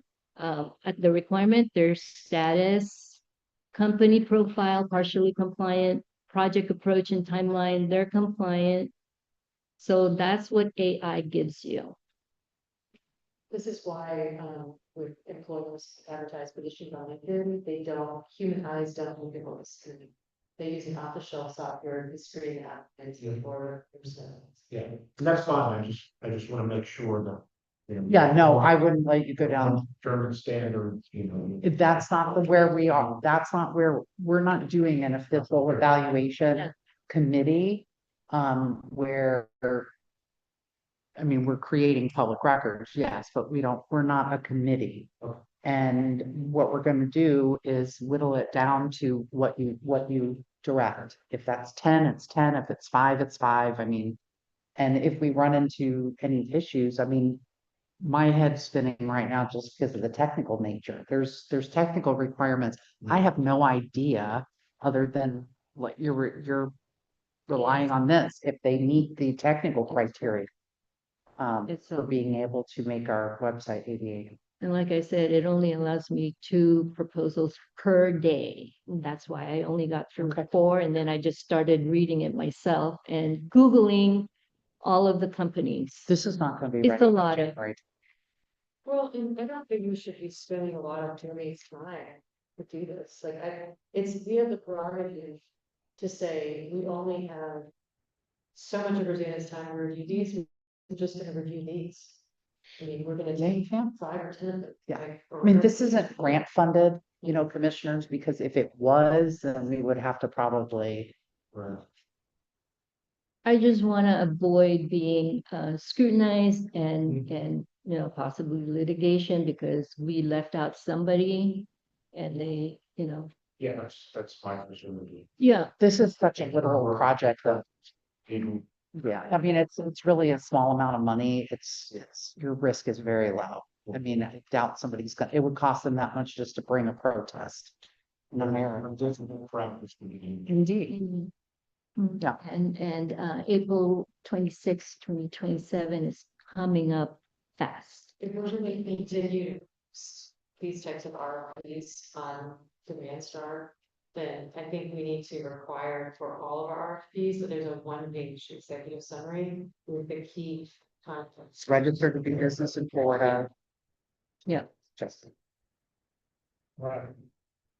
You got- Okay, so are you guys going to give me a number for a short list? I would say Total 10, 10? let's work with 10. I mean, you think it's gonna come out, it's gonna come out. Just by the 4, I think none of them will be completed. Right, so we may get down to 0. Correct. Now, that first light, let's see how.